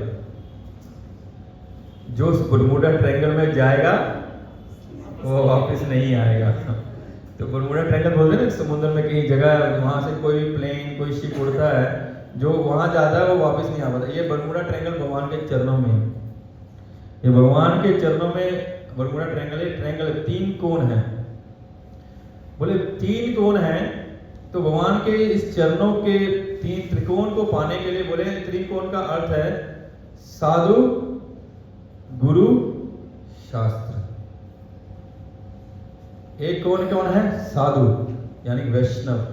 तो मैंने अभी बोला हमको वैष्णव के प्रति बहुत आदर सम्मान मन में होना चाहिए, उनके प्रति बहुत प्रेम होना चाहिए, और क्या करते हैं उनके प्रति? उनकी सेवा का भाव होना चाहिए, उनकी कृपा प्राप्त करने का भाव होना चाहिए। तो साधु कौन है? साधु वो है जो सब समय भगवान बोलते प्रेम अंजना चुरित भक्ति विलोचन है ना, संतन सदैव हृदय विलोकयन्ति यम श्याम सुंदर चिंत गुण स्वरूपा गोविंदमादि पुरुषम तमहम भजामि। प्रेमांजना चुरित भक्ति विलोक, जिनके जिन्होंने नैनों में प्रेम का, भगवान की भक्ति के प्रेम का अंजन लगा रहता है। प्रेम अंजना चुरित भक्ति विलोचन है ना, सब समय वो अश्रु धारा बहती है भगवान के प्रेम की। प्रेम अंजना चुरित भक्ति विलोचन है ना, संतन सदैव हृदय विलोकयन्ति, सब समय उस ठाकुर को अपने हृदय में धारण करते रहते। साधु हृदय महा साधु नाम हृदय तब अहम, कि भगवान बोलते साधु के हृदय में सब समय मेरे को धारण रखते हैं और मैं साधु को धारण करके रखता हूँ। इसलिए भगवान से भी बढ़ के हैं साधु, भक्त, वैष्णव। भगवान बोलते ना, मैं ते संत अधिक कर लेता। भागवत में बोलते हैं कि मेरे से ज्यादा भक्तों को, शायद 11वें अध्याय में जो भगवान उद्धव और उसमें बताते हैं कि मेरे से ज्यादा मेरे भक्तों को करो, और बोलते हैं कि जब तक आप मेरे भक्तों का सम्मान नहीं करेंगे तब तक भगवान को पाया नहीं जाता। श्लोक आता चैतन्य चरितामृत में, जो मैं भक्त जना पाता ना मैं भक्त ते जना मद भक्ता ते भक्त ते मैं भक्त उत्तमो मता। भगवान बोलते जो मेरे भक्त हैं वो व्यक्ति नहीं है, सब बेकार, यूजलेस, लेकिन जो मेरे भक्तों के भक्त हैं मैं उन्हीं भक्तों को वास्तव में भक्त मानता हूं। इसलिए साधु सब समय भगवान के प्रतीक्षवा कारणे का सुहृदम सर्वदहिना अजात शत्रुवा व शांता साधवा साधु विष्णु। भगवान कपिल बोलते हैं प्रतीक्षवा कारणे का सुहृदम सर्वदहिना अजात शत्रु व शांता साधवा साधु विष्णु। ये साधु के भूषण है, वो ईर्ष्या रहित होता है, सब पे करुणा में होता है, सब पे सम रहता है, कोई उसका शत्रु नहीं है, मन कर्म वचन से शांत रहता है, वो साधु है। हमको ऐसे साधुओं की शरण नहीं। और गुरु, साधु गुरु कौन है? जो साधु है और जो शास्त्र बोलता है, शास्त्र समझाता है। तद विधि प्रणिपातेन परिप्रश्नेन सेवया उपदक्षन्ति ते ज्ञाना ज्ञानेन तत्त्वदर्शिना। तो ऐसे जो भगवान के तत्व को जानते हैं और भगवान के तत्व को दे सकते हैं, हमको जाके उनके चरणों में प्रणिपात कर देना चाहिए, अपने आप को समर्पित कर देना चाहिए। ये प्रभु आज से मैं आपका हूँ, आप जो जैसे रखो, नचाओ नचाओ नचाओ, हे प्रभु नचाओ से मते, आप जैसे नचाओ मैं नाचूंगा। हमको लगता है कि हमारे गुरु ये गलत हमको ये बता रहे हैं, ये कर रहे हैं, शायद ठीक नहीं है, लेकिन ऐसा नहीं है। हम हमारी बोले वैष्णव वाक्य क्रिया मध्य विज्ञ न बुझाए कि वैष्णवे वाक्य क्रिया मुद्रा विज्ञ न बुझाए, कि बड़े से बड़े विद्वान भी वैष्णव के वाक्यों को समझ नहीं पाते, क्रियाओं को समझ नहीं पाते, उनकी मुद्राओं को समझ नहीं पाते, तो हम तुझ क्या समझेंगे? हमको बोले गुरु महाराज ऐसे करो, बोले इसको क्या होगा, ऐसे करो, नहीं, वो जो बोलेंगे हम वो करेंगे, उसमें हमारा जीवन सफल हो जाएगा। तो क्या है? साधु गुरु शास्त्र। तो शास्त्र कहाँ है? वेदम च सर्वेण अहमेव वेदो वेदांत कृद्वेद विद च अहम। वेद कहाँ से, शास्त्र कहाँ जाए? भगवान बोले मैं वेद दिया हूँ और वेदों को जानने वाला मैं हूँ, और वेदों से जानने के जो पात्र वो भी मैं ही हूँ। तो शास्त्र सामान्य नहीं है कि हम इसको सामान्य ले रहे हैं। देखिए कैसे जो सरदार है कैसे गुरु ग्रंथ साहिब का सम्मान करते हैं। जैसे प्रभु जी ने बोला कि जमीन पे मत रखिए, हमको सम्मान ही नहीं है, इसलिए हमको प्रेम नहीं आता, हमारा प्रेम होता नहीं इसलिए क्योंकि हम साधु को, गुरु को, शास्त्र को सम्मान नहीं देते। वो माथे पे लेके चलते हैं। जब गुरु ग्रंथ साहिब जी चलता है, मैंने वो देखा रील, तो उन्होंने कारपेट के लिए ऐसा मशीन वो बना रखा है, कारपेट भी ऐसे से आगे भी चलता रहता है, और पीछे फोल्ड होता रहता है, आगे भी चलता है। मतलब कि जो गुरु ग्रंथ साहिब को उठा रखा है सिर में, वो कहीं गंदगी में उसका पैर नहीं आता, क्योंकि वो जिसने भगवान को उठा रखा है, गुरु स्वयं भगवान है, तो वो भक्त है, शुद्ध भक्त है, वैष्णव है। तो क्योंकि हम देखते हैं भागवत में बताया गया, भागवत क्या है? स्वयं कृष्ण है। जब हम इसको लेते हैं तो हमको उतना सम्मान करना, अगर हम इसका सम्मान करेंगे तभी वो हमारे हृदय में प्रकट होगा। हमको शास्त्रों का सम्मान, अपने शास्त्रों, हमको गर्व होना चाहिए, हमको अहंकार होना, ये दिव्य अहंकार है कि ये शास्त्र हमारे हैं, ये इस जगत से निकलने की कुंजी हमारे पास है, इस शास्त्रों से हम अपने आप को स्वच्छ कर सकते हैं और भगवत धाम जा सकते हैं। हम इस शास्त्रों, और ये बढ़ते हैं, जब जितना हम इसको लोगों में बांटेंगे उतना बढ़ेंगे। मैं कल कह रहा था कि अरब कंट्रीज में प्रभुपाद का 15 करोड़ भगवत गीता बिक गया है। मुस्लिम कंट्री में 15 करोड़ भगवत गीता का डिस्ट्रीब्यूशन हो चुका है अभी तक। साधु की कितनी बड़ी कृपा है। और ऐसा नहीं है, उसको जो पढ़ेगा वो जीवन को वास्तव में समझ, जो भगवान के मुख के श्री मुख से निकले हुए वचन है उनको सुनेगा, उसको समझ, उसका जीवन का कल्याण होना निश्चित ही है। बोलते नहीं, एक कथा मैं सुना था कि फॉरेन कंट्री में, थोड़ा याद है अभी बैठे रहे, भगवान की कृपा से याद आया मेरे को, तो एक नगर संकीर्तन का पार्टी था। नगर संकीर्तन का पार्टी था, तो नगर संकीर्तन करते थे और एक मुसलमान का दुकान था वहां पे। तो मुसलमान का दुकान था, भक्त भी बहुत थोड़े चंचल होते हैं ना, चंचलम नहीं मना, तो वहां जाके और जोर से हरे कृष्णा कृष्ण कृष्णा हरे हरे, हरे राम राम राम हरे, वो जोर जोर से कीर्तन करते थे वहां, और जोर से, तो उठा के कुछ ना कुछ उनके ऊपर फेंकता था, वो कोई पानी डाला कुछ फेंकता था, वो सब समय उनके करता था, वो भी उनको भी मजा आता था, उसको पता था कि कुछ फेंकेगा हम भागेंगे, तो वहां से भागते थे। तो कंटिन्यू ऐसा होता गया। तो एक दिन ऐसा आया कि उसके सपने में, वो डेली वैष्णव अपराध कर रहा था, भक्तों को परेशान कर रहा था, तो रात को सपने में नरसिंह भगवान उनके सपने में आ गए। तो उस मुस्लिम के सपने में नरसिंह भगवान, तो ये ऐसा नहीं है, वो इसमें अप्लाई हो सकता है कि वो ये भी अप्लाई हो सकता है, वैष्णव उस पर कृपा कर रहे थे कि उसको हरिनाम सुना रहे थे, वो चाहते ना चाहते भी हरिनाम सुन रहा था, ये उसकी प्रति वैष्णव। हम बोले ना हरे कृष्णा बोलो, मैं नहीं बोलूंगा हरे कृष्णा, ठीक है हो गया, हरे कृष्णा बोले यार, मत बोलिए, बोले हरे कृष्णा नहीं बोलेंगे, हरे कृष्णा नहीं बोलेंगे, बोले क्या हरे कृष्णा, अरे नाम मत बोलिए, तो उसका काम हो गया, हमारा काम भी हो गया, हरे कृष्णा हरे कृष्णा बोल दिया। वो सारा दिन भगवान को गालियां देते हैं, आप तो बोल रहे हैं, आप बोल दे, ठीक है हमारा काम होगा, उतना ही काम है हमारा, मुंह से हरे कृष्णा निकल गया तो हम काम हो गया, भगवान खुश कि इस मलिच से, इस यवन के मुख से हरे कृष्णा निकल गया। तो वो उसको सपने में आए, तो कि उनको लगा कि मेरी मृत्यु होने वाली है, भगवान उसके आए और उसके छाती में बैठ गए, इस भक्तों का अपराध। तो अगले दिन मंदिर में आ गए, उन सब भक्तों से क्षमा याचना की, और क्षमा याचना किए, प्रतिदिन मंदिर आना आरंभ किए, और जब नारा लेके हरे कृष्ण कृष्ण कृष्ण हरे हरे, हरे राम राम राम हरे। ये छोटी बात नहीं है कि एक यवन मिलित आदमी भी करने लगे, ये कृपा साधु की, ये हरिनाम की कृपा है। तो ये त्रिकोण है, बोले ये त्रिकोण है, जब हम भगवान के चरणों को अगर प्राप्त करना चाहते हैं तो हमको त्रिगुणों से ऊपर उठना होगा, 3 गुणों से ऊपर उठना होगा। कौन से गुण? तमो गुण, रजोगुण और सतोगुण, ये तीनों गुण से हमको ऊपर उठना होगा। 14वें अध्याय के 26वें श्लोक में बोलते हैं, मामचो यो अव्यभिचारिणी भक्ति योगेन सेवते से गुणा सम्मिते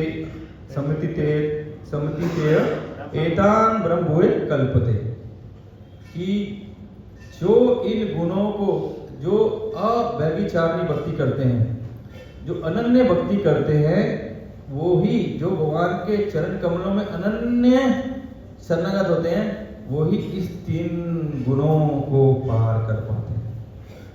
अनन्य भक्ति से उस 3 गुणों को पार कर पाएंगे, ऐसा नहीं है, दोनों मनो करने से नहीं होगा। हम कभी आज इधर का आज उधर, और विवसात्मी का बुद्धि एको हुई गुरु नंदना, एकदम फोकस्ड भक्ति करनी होगी।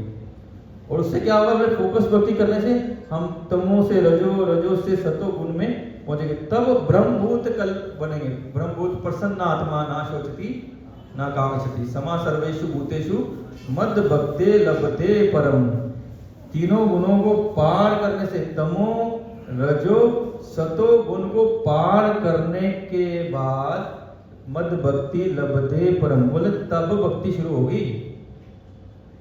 हम अभी अपने को भक्त बोलते हैं, हमारा दिमाग फोन में, ध्यान फोन में होता है कि कौन सी कोई ऑर्डर तो नहीं आया माता जी का, तो ध्यान फोन में होता है। तो ऐसे हरे कृष्णा माँ जब चलता है, कभी टीवी में ध्यान होता है, कभी न्यूज़ में ध्यान होता है, कभी किसी कार्य में ध्यान होता है। तो हम लोग भक्ति नहीं कर रहे हैं, हम ठीक है, हम लोग साधक बनने का प्रयास कर रहे हैं। भक्त तो हम बनना बहुत दूर की बात है। फुल फोकस्ड कि एक बार हरे कृष्ण कृष्ण कृष्ण हरे हरे, हरे राम राम राम हरे। एक बार ये धुन चली तो बेहोश हो गए, भगवान शिव की तरह कि 80,000 साल कोई होश ही नहीं है। 80,000 साल भगवान जब हरे कृष्ण चालू किए, 80,000 तक वो एक समाधि में एक टक में हरे कृष्ण बोल चलता रहा। 80,000 साल बाद उनको होश आया, भाई चलो घर परिवार को भी देखना है। नहीं, कोई फूकेगा नहीं, अगर जब तक सांस चले कोई फूकेगा नहीं। आपको आईसीयू में रखा जाएगा वो ठीक है, लेकिन वो जो चलना बहुत बड़ी बात है। अगर 80,000 तक 80,000 8,000 साल में जीलेगा, लोग आप चरणों में आके माथा टेकेंगे। 800 साल में तब भी टेकेंगे, 80 साल जीले तब भी टेकेंगे। हमारा 8 मिनट लगता है एक माला करने में, वो 8 मिनट हमारा कंसल्टेशन नहीं होता है। 80,000 साल तक छोड़ दीजिए, हम लोग 8 मिनट ठीक से हरे कृष्णा नहीं कर पाते हैं। उसमें हमारा ये मछली, मन की मछली कहाँ कहाँ डोलाती है, कहाँ कहाँ चली जाती है। तो 3 गुणों से, और जब भक्त स्थिति में हुआ तब जाके 3 ताप से हम बच पाएंगे। त्रिताप, क्या होता है त्रिताप? एक एक करके बोले, सब नहीं बोले, प्रभु जी आप नहीं बोलेंगे, बहुत बोल दिया। हेलो, हरे कृष्णा। आदि भौतिक, आदि देविक और आध्यात्मिक। 3 प्रकार। जब ये भगवान के चरणों की शरण लेंगे तब 3 ताप से बच पाएंगे। जब हम 3 गुणों से ऊपर बोले ना, तुलसीदास बोले ना, राम राम राम जीव जो न तू हूँ जपिए, तेनो तू कहीं जाए तीनों ताप तपिए। ये 3 ताप, आप कहीं भी चले जाए, कुछ भी बन जाए, कुछ भी प्राइम मिनिस्टर ऑफ इंडिया, तभी 3 ताप नहीं छोड़ेंगे। लेकिन इसके लिए हम 3 गुणों से उठना होगा, शरणागत होना, त्रिता। क्योंकि भगवान भी इस संसार का, इस सृष्टि का पालन 3 रूपों से करते हैं। क्या करते हैं? ब्रह्मा के रूप में अवतरित होते हैं, भगवान विष्णु के रूप में अवतरित होते हैं, भगवान शिव के रूप में अवतरित होते हैं। ब्रह्मा जी सृष्टि करते हैं, भगवान विष्णु पालन करते हैं, और भगवान शिव शंकर संहार करते हैं। वो भगवान ही। तो हमको त्रिकोण पे लगना। तो कितने हो गए हमारे? 3 हो गए, आज होंगे 10, 19 होंगे, कोई चांस नहीं। तो 2 भी कंटिन्यू करेंगे। आज एक पाँव कर लेते हैं, आज एक पाँव को पकड़ लेते हैं, नेक्स्ट टाइम दूसरे पाँव को पकड़ लेंगे, ठीक है ना। देखते हैं बाकी भगवान क्या चाहते हैं, गुरु वैष्णव क्या चाहते हैं, आप लोगों का क्या आशीर्वाद है। चौथा क्या है? 4 कलश। देखिए भगवान ने क्या क्या आइटम पैर में लगा रखी है। कलश, कलश किसका साइन है? शुभ, दिव्यता का। वो दिव्यता का साइन है कि वो शुभता का प्रतीक है। हम लोग जब भी कोई ऑस्पिशियस कार्य करते हैं, जब भी कोई त्योहार होता है, ऐसा दिन होता है, हम अपने घर के बाहर कलश लगाते हैं। कलश लगाते हैं, कलश पे गंगा जल डालते हैं, कलश के ऊपर अक्षय रखते हैं, चावल, कुमकुम, उसको सुंदर सजाते हैं, आम के पत्ते, केले का पेड़ वहाँ लग। क्यों? क्यों? बहुत शुभ है। आप जब भागवत पढ़ते हैं हम लोग, हम देखते हैं कि भगवान जब वृंदावन से मथुरा आते हैं, या मथुरा से कहीं जाते हैं, पुनः हम लोग मथुरा आते हैं, या मथुरा से द्वारिका जाते हैं, द्वारिका से मथुरा आते हैं, तो जब भगवान का आगमन होता है कितना भव्य होता है, कितना भव्य होता है। सारी सड़कों को साफ किया जाता है, सारी सड़कों पे इतर गंगा जल छिड़का जाता है, उनको एकदम नीट एंड क्लीन किया जाता है, और रास्तों पे मतलब उनको रास्तों को सजाया जाता है, वहाँ सुंदर सुंदर पेड़ लगाए जाते, सुंदर सुंदर रंगोलियाँ बनाई जाती हैं।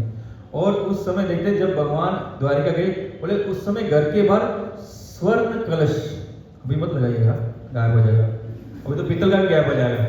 और भी तो लोग वो सीवरेज का ढक्कन नहीं छोड़ते हैं, वो लोहे का ढक्कन भी लेके भाग जाते हैं, तो अब कलश कहाँ छोड़ेंगे।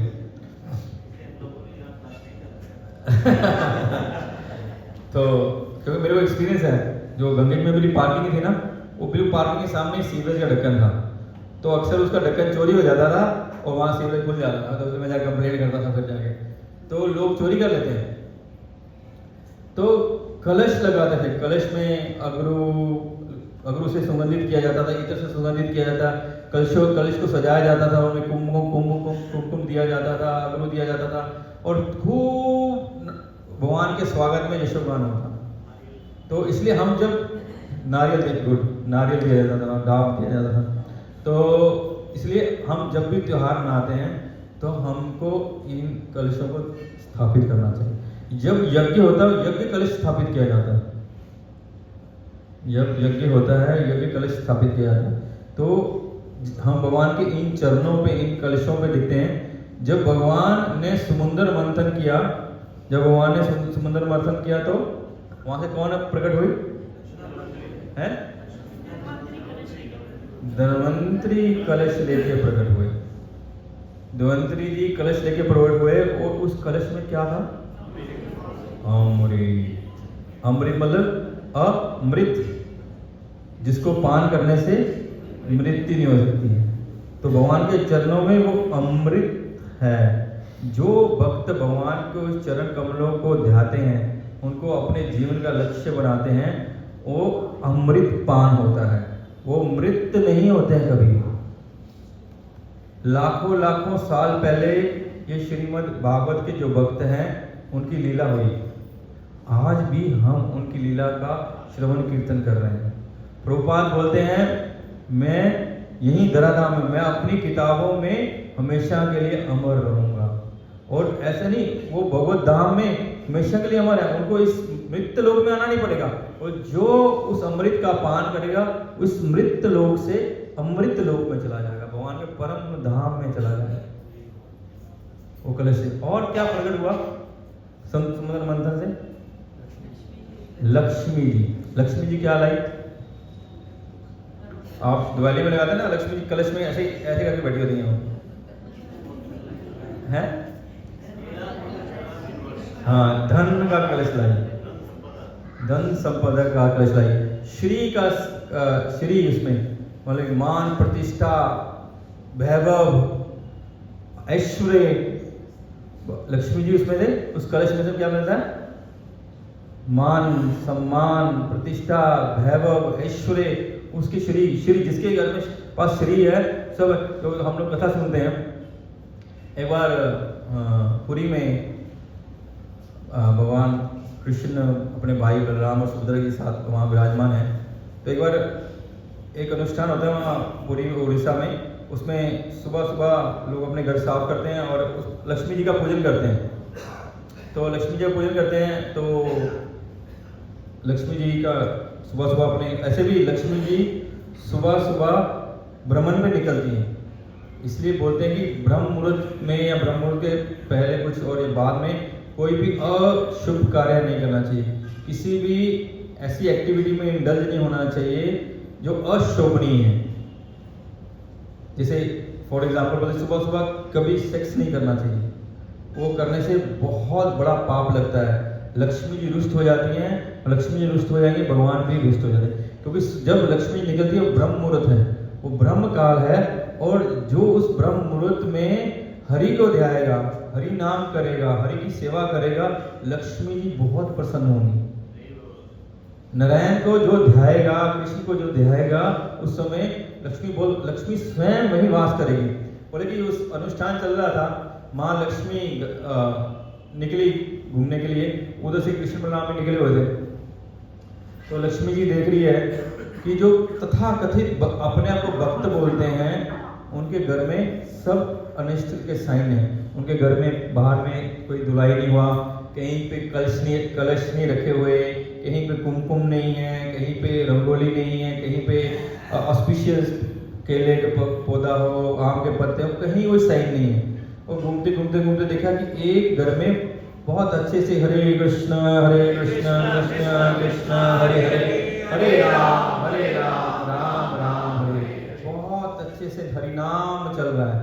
भक्त इस अपने घर को स्वच्छ कर रहा है, हरिनाम करते करते माता जी प्रभु जी अर्चन पूजन कर रहे हैं। घर के बाहर एकदम दो सुबह साफ सुथरा है, अगरबत्ती की धीरे धीरे सुगंध आ रही है, वहाँ दीपक जल रहा है, वहाँ कुमकुम से स्वास्तिक बना रहे और शुभ संकेत है। तो देखेगी इस ओके गो इनसाइड, तो माँ उसमें चली गई, वहाँ उनका अतिथि स्वीकार किया और निकल आई। तो बलराम जी ने देख लिया क्योंकि वो शपथ था, है चंडाल था। तो बलराम जी जो माता लक्ष्मी घर में आई तो बलराम जी रुष्ट, जगन्नाथ जी बोल रहे हैं कि क्या हुआ है। हाँ भाई साहब थोड़ा मूड अपसेट लग रहा है। भैया क्या हुआ, पर बात मत कर। बोले क्या हुआ, बोले सब तेरे कारण नहीं होता है, तू ही है इसका सब क्या कर। बोले बताओ तो भैया क्या हुआ। बोले तेरी पत्नी देख कहाँ जाके आती है। बोले कहाँ गई। बोले चंडाल के घर में गई है। तो चंडाल के घर में गई है, इसके हाथ का हम खाएंगे क्या। उन्होंने खूब अपने भाई के कान भरे और मजबूरी, अभी राम जी तो है नहीं कि लक्ष्मण की बात नहीं सुनेंगे तब भी चलेगा, अब कृष्ण है, जगन्नाथ है, बलराम की बात सुननी पड़ेगी। और दे यार डोज दिए जा रहे। बोले भैया करें क्या, इसको घर से बाहर निकाल, हम इसके हाथ का नहीं खाएंगे। अब मरता क्या ना करता, तो क्या करें, भाई है। बोले पत्नी तो दूसरी मिल जाएगी, भाई तो यही है, माँ बाप तो ये पत्नी को फिर दूसरी लेंगे। वो 16 यार 108 है, कोई बात नहीं। तो टेंशन तो उनका मन नहीं था लक्ष्मी को छोड़ने का, लेकिन फिर भी बोल रहे हैं। और ये भगवान की लीला हमको शिक्षा देने के लिए कि महाप्रभु बोले कि विप्र के बनियासी शूद्र कहनो ना होए, जे कृष्ण तत्व बेटा से गुरु होए। शिक्षा दे रहे जगन्नाथ, साक्षात ना शिक्षा दे रहे हैं जगन्नाथ। भगवान क्या है, वो भूत वर्तमान और भविष्य सब जानते हैं, उनके सब कंट्रोल में है, उनके कुछ भी जो होना है, जो हो रहा है, जो हो गया, सब उनका ही कंट्रोल है। तो भगवान क्या करना है वो भगवान जानते हैं कि कैसे बलराम जी रुष्ट हो रहे हैं, इनको भी शिक्षा देनी है। उनके माध्यम से हम जैसे पापियों को भी शिक्षा देनी है कि भक्त की जात नहीं पूछनी चाहिए, भक्त की जात नहीं होती, वो एक ही जात है कि वो कृष्ण का है, कृष्ण उसके हैं। निकाल दिया माता जी भी सब सामान बोले पैकअप करो, और निकाल दिया। बोले मेरी गलती नहीं है, जो भी लड़ाई होगा तू मैं जो भी या वो जगन्नाथ जी ने बोले थोड़ा सा घूम के आना, सेटिंग कर ली होगी, जो भी घुमाने के लिए भेज दिया। तो माता जी थोड़ा रुष्ट होकर पैकिंग करके निकल गई। तो पैकिंग होकर निकल गई तो सब माता जी के पीछे पीछे निकल गए, जहाँ माल है वही सब है। अब बोले सैलरी नहीं मिलेगी इनके पास, काम कैसे करेंगे जब कोई सैलरी नहीं मिले। जगन्नाथ देखेंगे नहीं सैलरी तो मिलेगी, सैलरी की चाबी तो माता जी के पास है, पैसा लक्ष्मी माता जी के पास है, किचन की चाबी माता जी के पास है, खाना पीना माता जी के पास है। तो नौकरी इनकी नौकरी एक फकड़ों की नौकरी करेंगे, क्या करेंगे, सब पीछे पीछे निकल लिए। माता जी लेकिन सब निकल ली। अब रात निकाल दिया, रात को सो गए, सुबह उठे, बोले अभी तो पंडे आएंगे, नॉक करेंगे दरवाजा नॉक करेंगे, फिर अर्चन पूजन चालू होगा। पहले तो बाल भोग लगेगा, उठाएंगे कुछ रसगुल्ला, कुछ रसमलाई, कुछ आएगा तो मजा। तो भगवान तो सुबह सुबह उठते हैं तब पहले भोग लगता है। भगवान को जब हम पट खोलते हैं पहले भोग लगेगा, भोग लगता है, फिर आरती होती है, फिर से भोग लगता है। वो जगन्नाथ है, वो तो खाने के लिए मास्टर है, मतलब फीस्टिंग गॉड वो बोलते हैं ना, प्रसाद। तो बोले अभी वो आज क्या हम जल्दी उठ गए क्या, अभी तो उठानी ही है हमको, हैप्चुअल है हम लोग 3 बजे 4 बजे 5 बजे उठने के। तो 5 का 6 7 बज गया, सोचे शायद हम अभी रात को 2 बजे। अरे भैया टाइम देखो ना, बोले अलार्म ही नहीं बजा, क्या चक्कर है 6 बजे कोई आया नहीं। बोले देखो जाके, जगन्नाथ जी जो अपने खुद ही दरवाजा खोलते हैं, खोला, बोले बाहर कोई नहीं है प्रभु, भैया बाहर कोई नहीं है, कहाँ गए। बोले आपने लक्ष्मी को निकाल दिया, सब चले गए। बोले फिर रसगुल्ला रसमलाई तुम ही ले आ जाके, किचन में गए, वहाँ कुछ नहीं है, खाली। बोले ठीक है, तो मैं तो बड़ा भाई हूँ, जाके बना भी। बोले वहाँ कुछ है ही नहीं, बनाओ क्या, वहाँ ना अन्न है, ना चावल है, ना दूध है, ना दही है, ना कुछ भी नहीं है, क्या बनाओ। बोले ठीक है चलो, अपने तो बहुत भक्त हैं, अपने भक्तों कमी है कोई, आज ऐसे ही सही बाहर चलते हैं, तो बाहर निकल लिए, जहां जहां जाएं कोई उनको घर में नहीं घुसाए। हालांकि लक्ष्मी भगवान की शक्ति है, भगवान की श्री, भगवान का वैभव, भगवान का ऐश्वर्य कभी खत्म नहीं होता। लेकिन शिक्षा देन, शिक्षा अर्थे पुरुष पराणा, शिक्षा अर्थे भगवान लीला कर रहे हैं।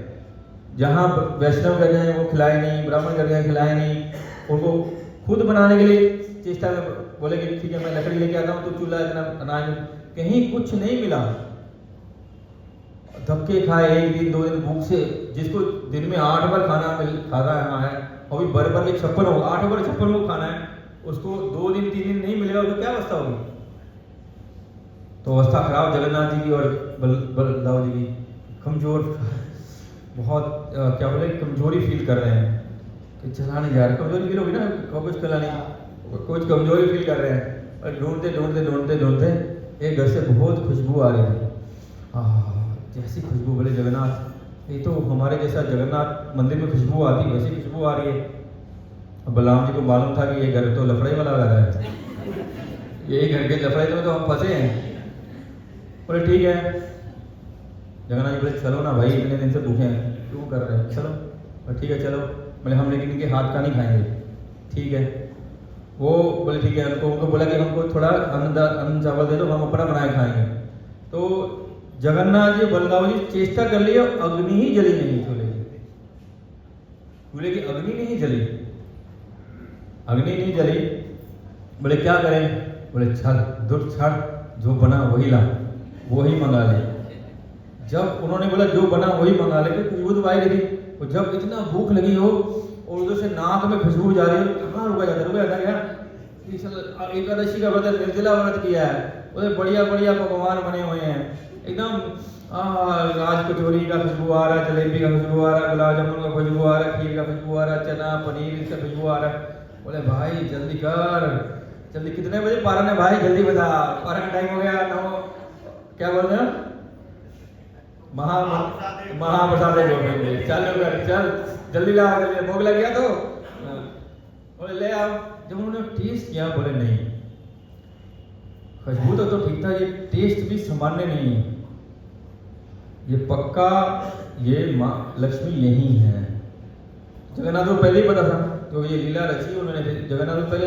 तो जगन्नाथ ने बोले चल बुला उसको, बलराम जी बोले बुला ले भाई, बुला ले भाई, वो पता नहीं खाना कहाँ से मिलेगा, सब तो कर।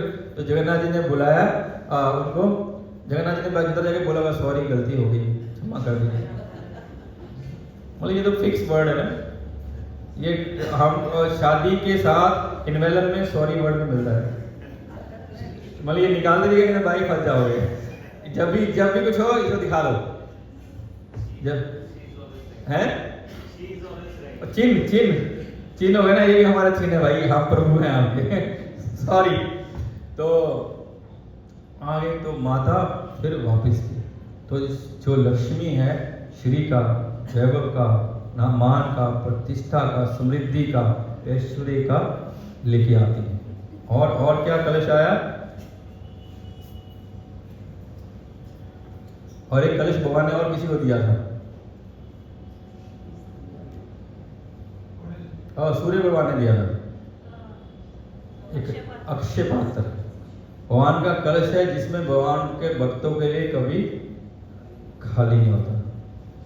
भगवान के जो भक्त हैं कभी भूखे नहीं रहते, भगवान के भक्तों को कभी किसी चीज का अभाव नहीं होता है, सब समय भगवान के प्रसाद का, महाप्रसाद का कलश सब समय बड़ा रहता है।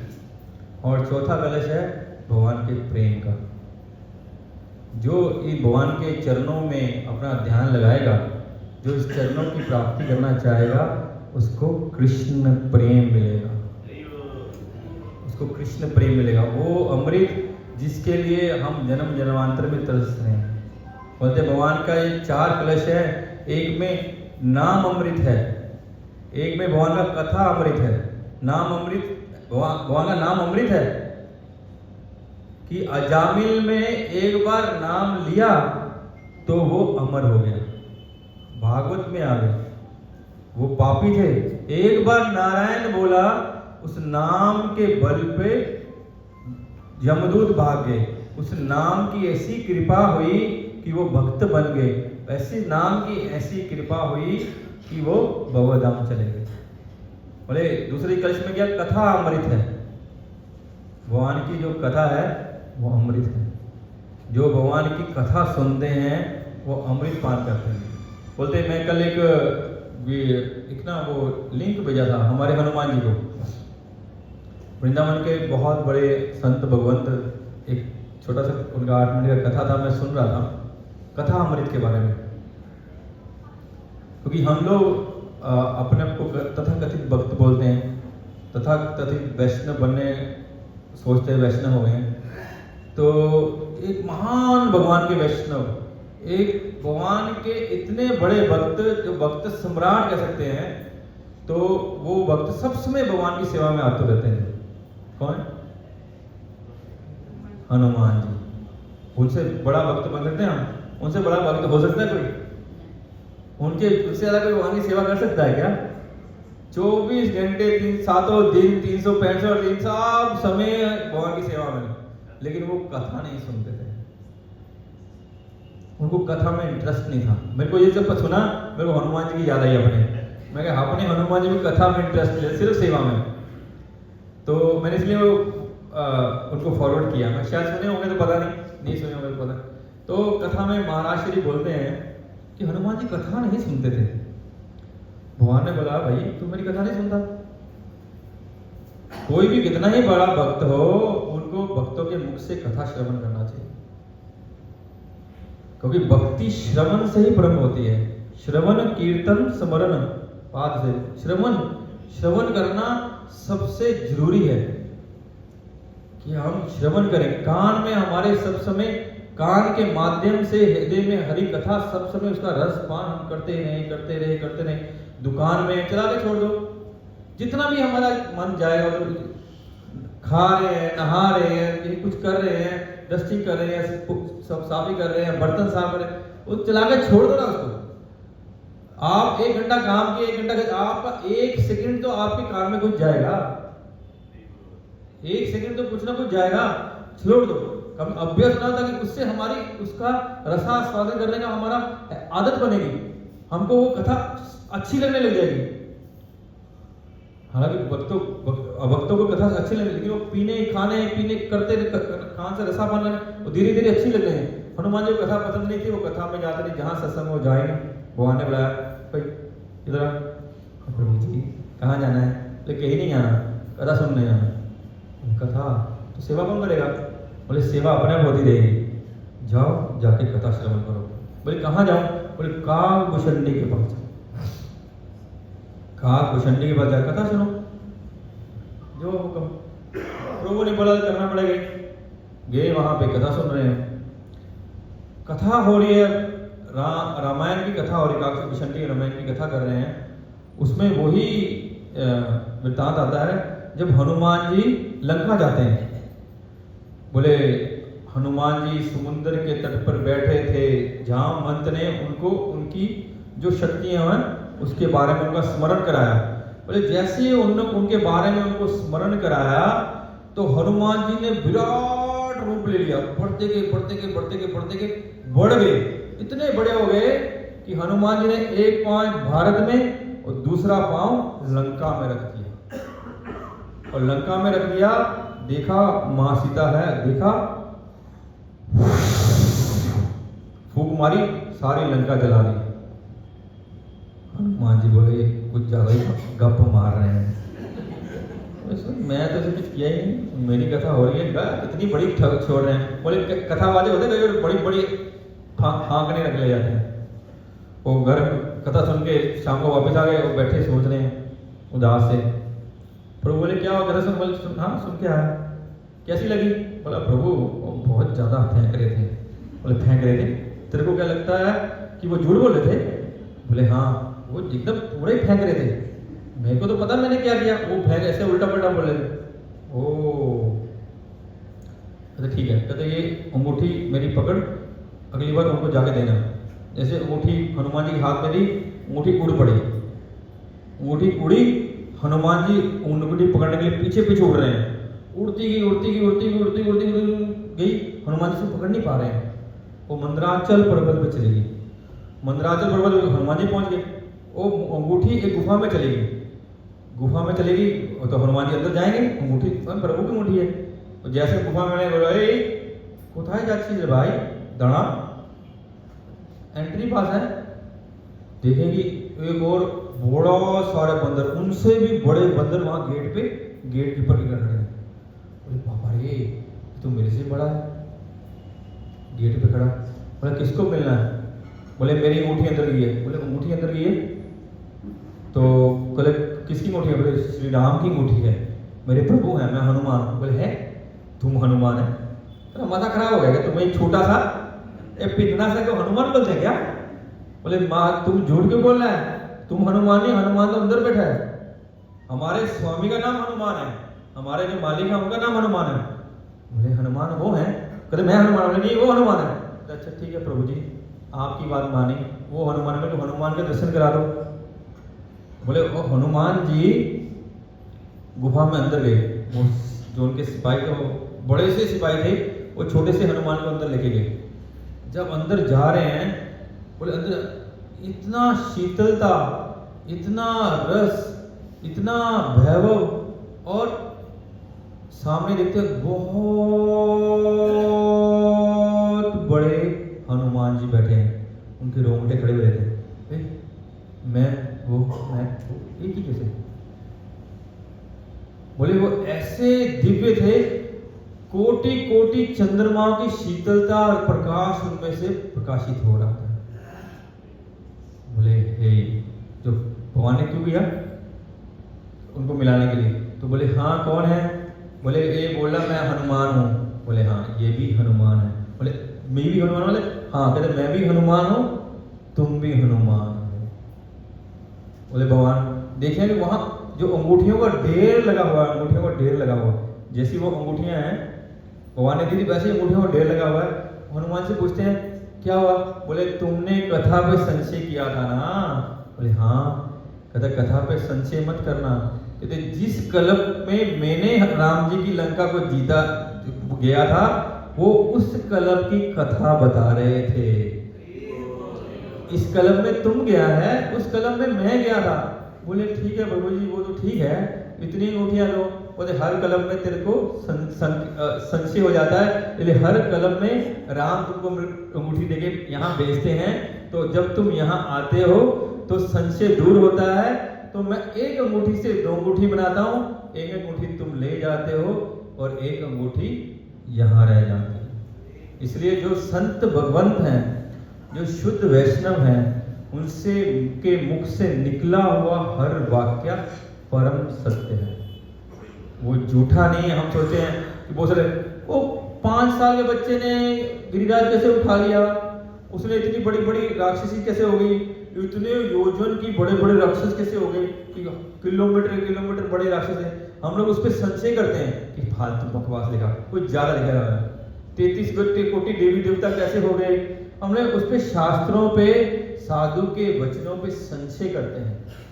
लेकिन इसे संशय नहीं है, भगवान का कथा अमृत है, हमको इस पे संशय नहीं करना।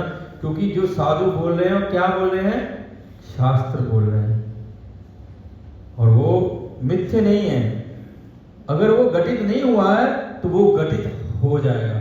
अगर भक्त शुद्ध है तो उससे निकले हुए वाक्य को भगवान घटित कर देंगे। एक भक्त था, भक्त क्या था, मतलब ऐसे ही बेचारा अनपढ़ सा फक्कड़ सा व्यक्ति था। तो एक साधु थे, मेरे को अभी नाम याद नहीं है, सिर्फ भक्तमान में एक कथा आती है। तो वो उनके पीछे भी जा रहा था, प्रभु जी कृपा करो ना, प्रभु जी कृपा करो ना, प्रभु जी मैं आपका शिष्य बना, कृपा करो ना। वो इरिटेट करे जा रहा। वो साधु ने ऐसे ही उनको कोई नाम दे दिया, ऐसे ही नाम दे दिया, मतलब वो नाम का ना शास्त्र में ना कहीं भी वो नाम ही नहीं है, वो नाम ही नहीं है। तो उसी नाम को जपने लग गया कि मेरे गुरु ने मेरे को नाम दे दिया। तो गुरु ने नाम दे दिया, वो जप रहा। तो माँ लक्ष्मी बोलती कि ये कौन सा नाम हुआ? बोले ये नाम हुआ नहीं, होगा। अब ये भक्त जप रहा है, उस साधु ने दे दिया, तो मैं इसी नाम से अब जाके लीला करूँ। तो उसी नाम से भगवान अवतरित होते हैं और उसी नाम से लीला करते हैं, वो नाम को सत्य बना देते हैं। इसलिए साधु के मुख से जो निकला वाक्य है वो सत्य है, क्योंकि वो साधु अपने सम्मान के लिए, अपने मान के लिए, अपनी प्रतिष्ठा के लिए जो करता है वो साधु नहीं है। लेकिन जो साधु है वो भगवान के मान, भगवान का यश, भगवान का लीला, भगवान का नाम गुणगान के लिए करता है। इसलिए भगवान उसके वचनों को कंप्लीट कर देते हैं। तो क्या क्या होगा? एक होगा त्रिकोण और कलश। इसमें कितने कलश कितने हो गए? 4 हो गए, 4 हो गए। एक लास्ट वाला कौन सा था? हाँ, और एक है भगवान का दर्शन अमृत। हम जब भगवान के दर्शन करते हैं ना, पहला था कीर्तन अमृत, कथा अमृत, भगवान का दर्शन अमृत। भगवान का दर्शन, जो भगवान ने सौभाग्य जिनकी जो आंखें दी हैं, इन आंखों से दर्शन करता है जो भगवान, उसको बहुत कृपा करते हैं। जो भगवान जब वृंदावन में लीला कर रहे थे, अगासुर का ना, अजगर बड़ा सारा, भगवान ने उसका वध किया, लेकिन उसको गोलोक वृंदावन भेज दिया। क्यों? वो वहां जो भगवान को खाने के लिए आया था, भगवान को मारने के लिए आया था, लेकिन एक टक कृष्ण पे ही उसका कंसंट्रेशन था। पूरी दृष्टि भगवान श्री कृष्ण पे लगी हुई थी। इसलिए जब भगवान ने उसको वध किया तो गोलोक वृंदावन भेज दिया। तो अगर हम प्रेम से, सम्मान से, श्रद्धा से, भाव से भगवान के विग्रह का दर्शन करेंगे, उसको अपने मन में, अपने हृदय में बसाएंगे, तो हमको क्या भगवान गोलोक नहीं देंगे? तो हम भी उस अमर धाम में होंगे। तो भगवान का दर्शन अमृत है और भगवान का धाम अमृत। चौथा भगवान का धाम अमृत है। धाम अमृत है, इसीलिए भक्त अपने प्राणों को धाम में त्यागना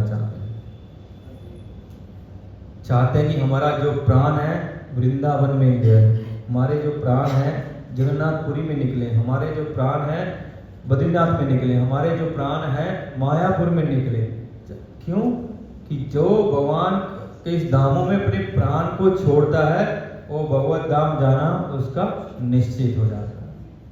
तो 4 अमृत है, भगवान का नाम अमृत, कथा अमृत, रूप अमृत, भगवान का धाम अमृत। कलश हो गया। टाइम कितना हो? तो 1-2 ही होगा, मेरे को लगता है 1 भी पूरा नहीं होगा। ठीक है, अभी लोगों को, भक्तों को नींद में आने लगी, थोड़ा प्रसाद की लेट हो गई। चौथा कौन सा है? 5वां धनुष। धनुष है ना? उससे पहले क्या? गोखुर। गोखुर, गोखुर है। ये भगवान के चरणों में गोखुर है। गोखुर में गाय का पैर का चरण चिन्ह है। भगवान का नाम क्या है? गोविंद गोपाल। भगवान को गोपाल बोला जाता है। हम लोग भगवान को भोग लगाते हैं, क्या बोलते हैं? नमो ब्राह्मणे देवाय गो ब्राह्मणे जगद्दिताय कृष्णाय गोविंदाय नमो नमः। भगवान का नाम है गोपाल। गोपाल का नाम पढ़ा हमने, गोपाष्टमी को पढ़ा था नाम। जब भगवान पहली बार बछड़ों को लेके निकले, बछड़ों को जब उसके बाद गायों को लेके निकले, तब उनका नाम गोपाल पड़ा। उससे पहले गोपाल नहीं था उनका नाम, तो कृष्ण कान्हा ये सब नाम थे। तो उसको उस दिन उनका नाम पड़ा गोपाल। भगवान गायों को पालन करते हैं। गाय भगवान को बहुत प्रिय है। और भगवान हमको कैसे पालन, हमको पालन करें। हमारी इंद्रियों को क्या बोलते हैं? गो। हमारी जो इंद्रियां हैं उसको भी गो बोलते हैं। इसका पालन भी भगवान ही करते हैं।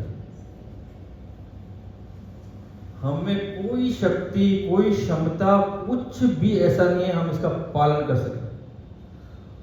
ये जो हमारा पालन हो रहा है वो भी गोपाल ही करते हैं।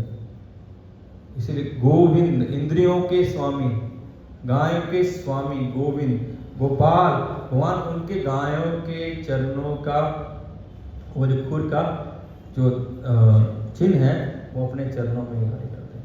और क्या बोलते हैं श्रीमद् भागवत में? समा आश्रित ये पद पल्लव पल्लवम महद पदम पुण्य यशो मुरारी भवाम्बुधीर वत्स परम पदम पदम पदम पदम यद विपदम न तेषम।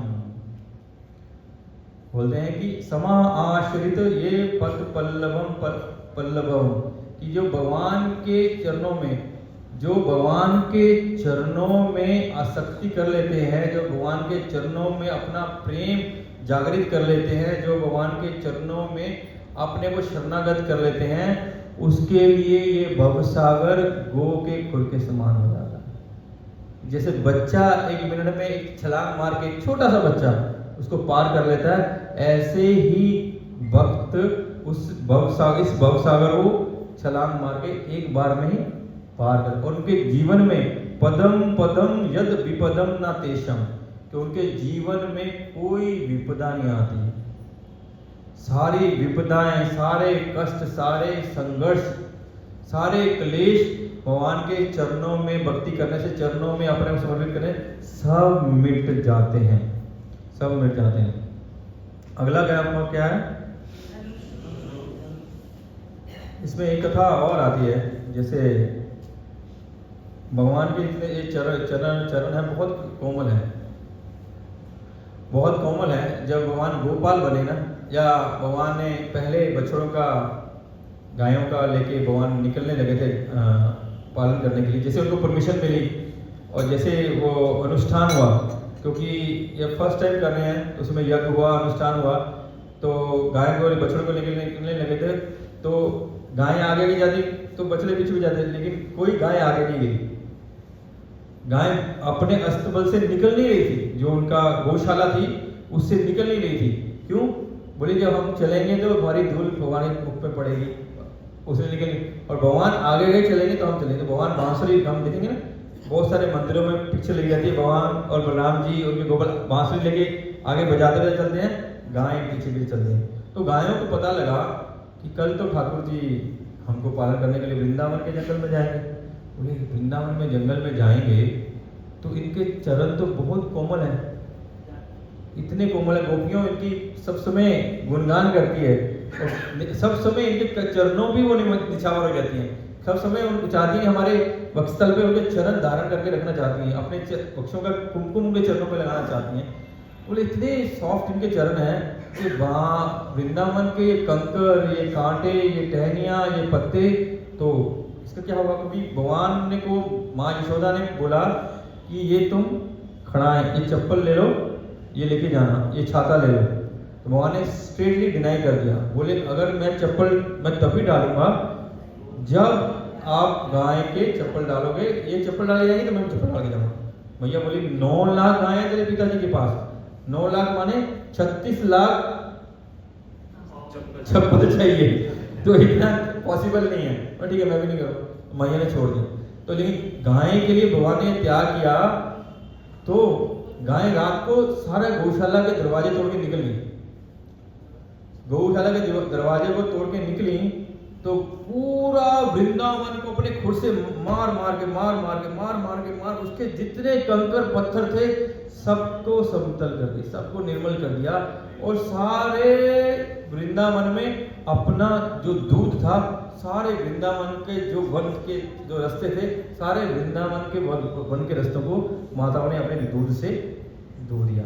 सुबह जब ग्वाले गए दूध निकल नहीं रहा था, दूध रात को सब टैंकी खाली करके आ गए, पूरा रास्ता उन्होंने धो दिया। और भगवान, क्योंकि वहां भगवान चलेंगे, भगवान उसके अपने पद कमल उसके ऊपर रखेंगे, इसलिए गौओं ने वो सारे रास्ते को समतल कर दिया। कितने हो गए प्रभु जी? हैं? गोकुल। अभी नेक्स्ट धनुष। कितना हुआ वैसे? 5 हुए।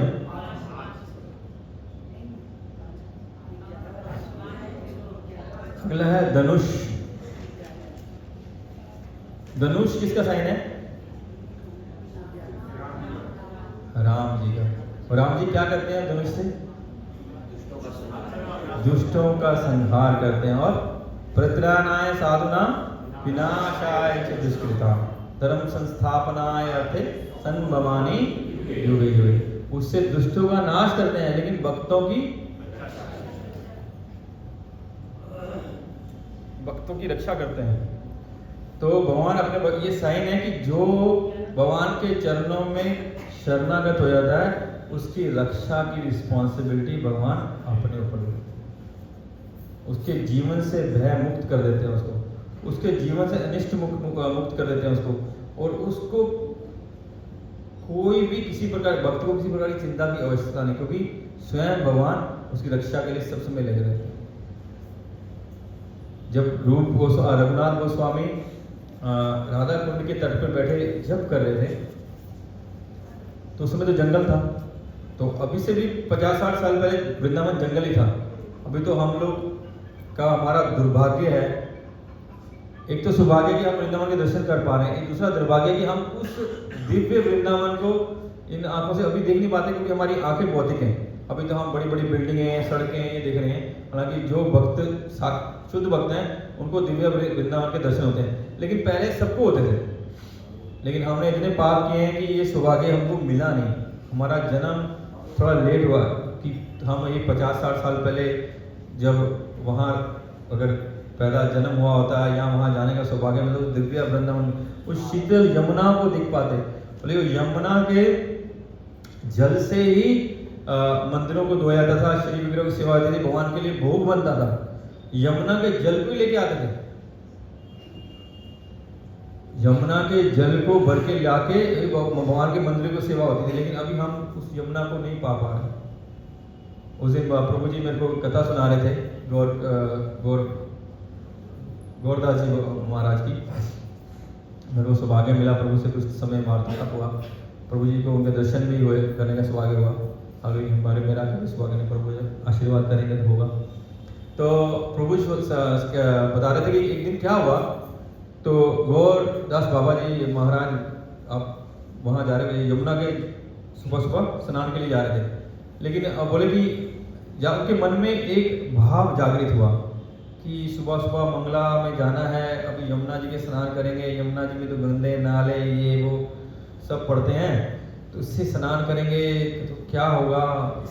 उनको थोड़ा सा मन में भावना से जागी। लेकिन उसी क्षण गुरु ने सद्बुद्धि दी कि भाई तुम तो कथा में बड़ी बड़ी बातें बोलता है, बड़े बड़े लेक्चर देते हो, बड़ी बड़ी बातें बोलते हो, और तुम इसकी यमुना जी कभी गंदी नहीं होती, यमुना जी पर पवन पावनी है, पवन पवित्र करने वाली है, भगवान की सहभागिनी है, तो ये बात हमारे मन में आने, तो उनके मन से उन्होंने ये विचार निकाला। और ऐसे भी रूप गोस्वामी उपदेशामृत में बोलते हैं कि जो यमुना है, गंगा है, वो कभी दूषित नहीं होती। कहते हमको लगता है उसमें फैना बदबू आ रही, फैना आ गया, लेकिन कहते नहीं, बोले ऐसे जैसे वो गंगा और यमुना कभी भी दूषित नहीं होते, भक्त भी वैष्णव भी, हमको भक्तों के भी दोष नहीं देखने चाहिए। उन्होंने जाके स्नान किया, गुरु से क्षमा याचना के स्नान किया। बोले जब वो स्नान करके बाहर निकले ना, उन्होंने जो भी वस्त्र पहन रखा था, बोले उनका वस्त्र पीला था और उसमें पूरे केसर की सुगंध आ रही थी। तो हम अगर श्रद्धा से हम अगर गंगा यमुना में स्नान करेंगे, तो जैसे गंगा हमारे पापों को हर लेती है, यमुना जी हमको भक्ति देती है, वो देती है, ये कहानी और कथा नहीं है, वो साक्षात देती है। यमुना जी भगवान की पत्नी है, यमुना जी भी गंगा जी भगवान की भी प्रिय है, भगवान के चरणों से उत्पन्न हुई है, और वो कौन है, वो विरजा नदी का ही, विरजा देवी का ही अंश है, वो भी भगवान की पत्नी है, तो कभी भी वो दूषित नहीं होती है। तो कहाँ से ये बात है? अच्छा, रघुनाथ गोस्वामी कहाँ से बात है ये? राधा कुंड में बैठे थे, तो उसमें बंद थे यमुना जी, तो वो भजन कर रहे थे, तो उस राधा कुंड में वहीं पे एक शेर आया। शेर वो उसी कुंड से पानी पी रहा था, लेकिन रघुनाथ गोस्वामी को कुछ भी उसका शुद्ध बुद्ध नहीं थी। वो तो अपने हरि नाम हरे कृष्ण कृष्ण कृष्ण हरे हरे, हरे राम राम राम हरे, उसमें लगे एकदम उसमें लगे हुए थे। तो उधर से सनातन गोस्वामी निकल रहे थे। सनातन गोस्वामी सब गोस्वामी टेक केयर करते थे, तो उन्होंने देखा कि शेर वहाँ पे पानी पी रहा है और रघुनाथ गोस्वामी भजन कर रहे हैं।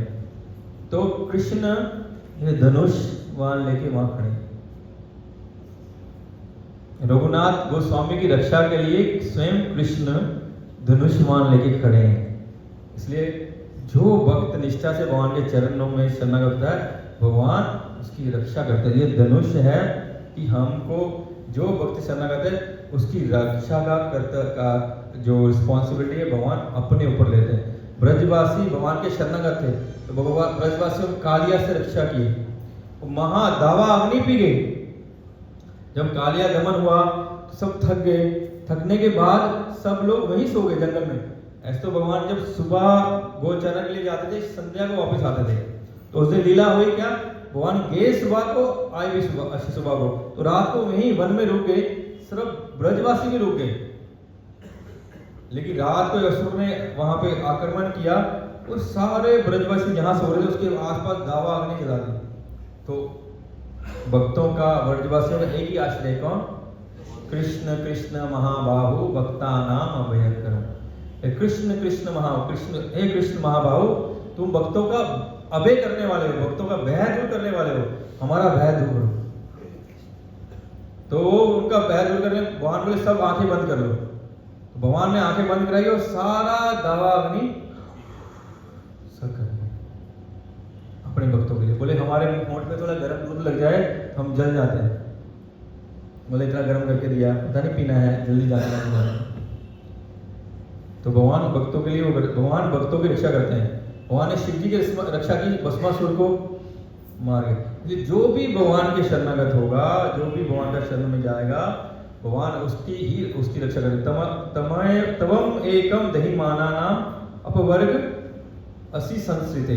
अर्जुन बोलते हैं कृष्ण कृष्ण महाबाहो भक्ता नाम अभ्यंकरम तमम एको दही माना नाम अपवर्ग असी संस्कृते।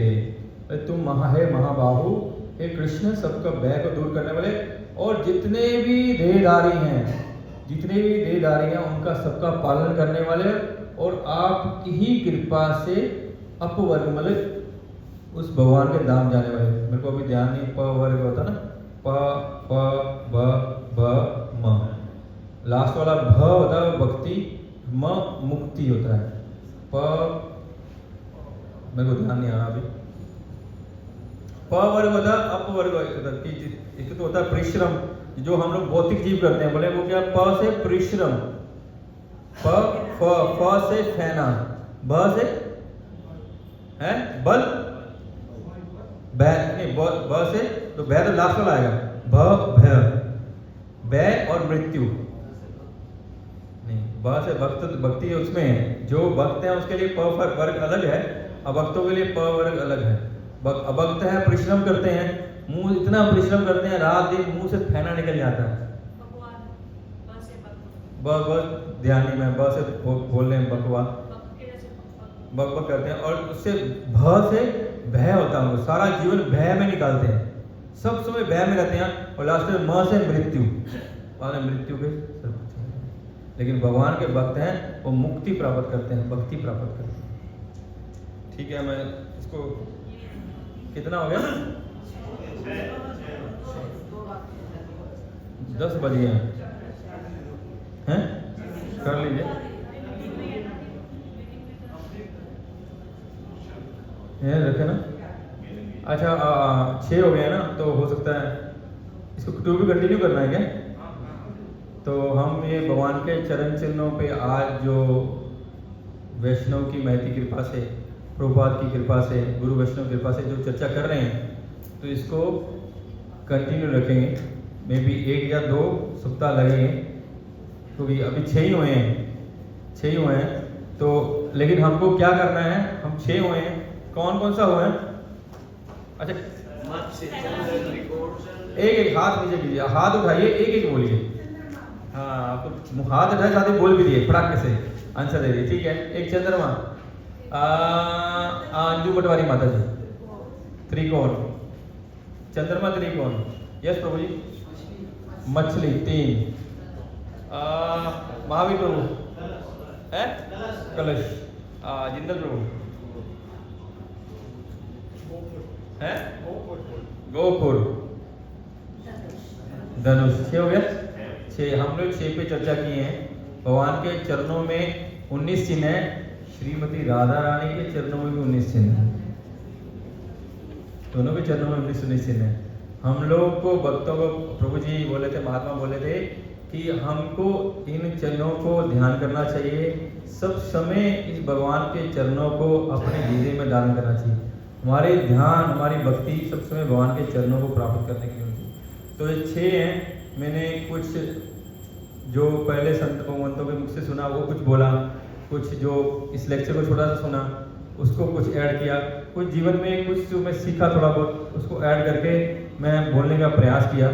तो मेरी प्रार्थना है कि आप कुछ वक्तों ने इसको नोट किया है और जिन वक्तों ने नोट किया है वो ग्रुप में इसको डाल दें। जो भी नोट किया है ना, आपको जो भी इसमें अच्छा लगा हो, जो भी अच्छा लगा हो, आपको 1 चीज़ 2 चीज़ 4 चीज़ जो भी हम समझ पाए हो उसको ग्रुप में डाल दीजिएगा, ताकि वो हमारा सबका रिवाइज हो जाए।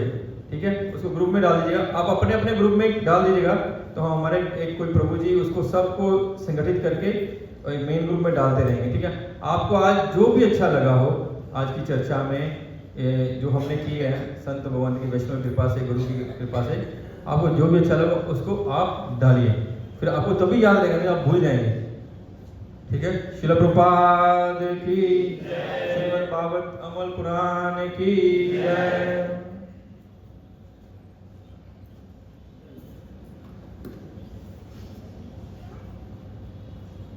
हरे कृष्ण हरे कृष्ण हरे कृष्ण हरे कृष्ण हरे कृष्ण हरे कृष्ण कृष्ण कृष्ण हरे हरे हरे राम हरे राम राम राम हरे हरे। कैसा लग रहा सबको? मन करता कथा चलते रहे, लेकिन समय का मर्यादा है। और प्रभु जी ने जैसे बताया कि हम लोग बहुत सौभाग्यशाली हैं, यहाँ आ पा रहे हैं। क्यों? क्योंकि हम लोगों को भक्तों का दर्शन मिला होगा, जाने अनजाने में उनका हाथ से प्रसाद मिला होगा, उनकी दृष्टि मिली होगी हम लोग को, या उनके हाथ उनका चरण धूलि मिली होगी, इसीलिए हम लोग आ पा रहे हैं। तो सबसे अनुरोध है कुछ समय पर समय से आएंगे तो और अच्छा रहेगा। सब कोई आ रहे हैं, अच्छी बात है, इस समय से आएंगे तो और अच्छा रहेगा, सबको पूरी कथा सुनने मिलेगी।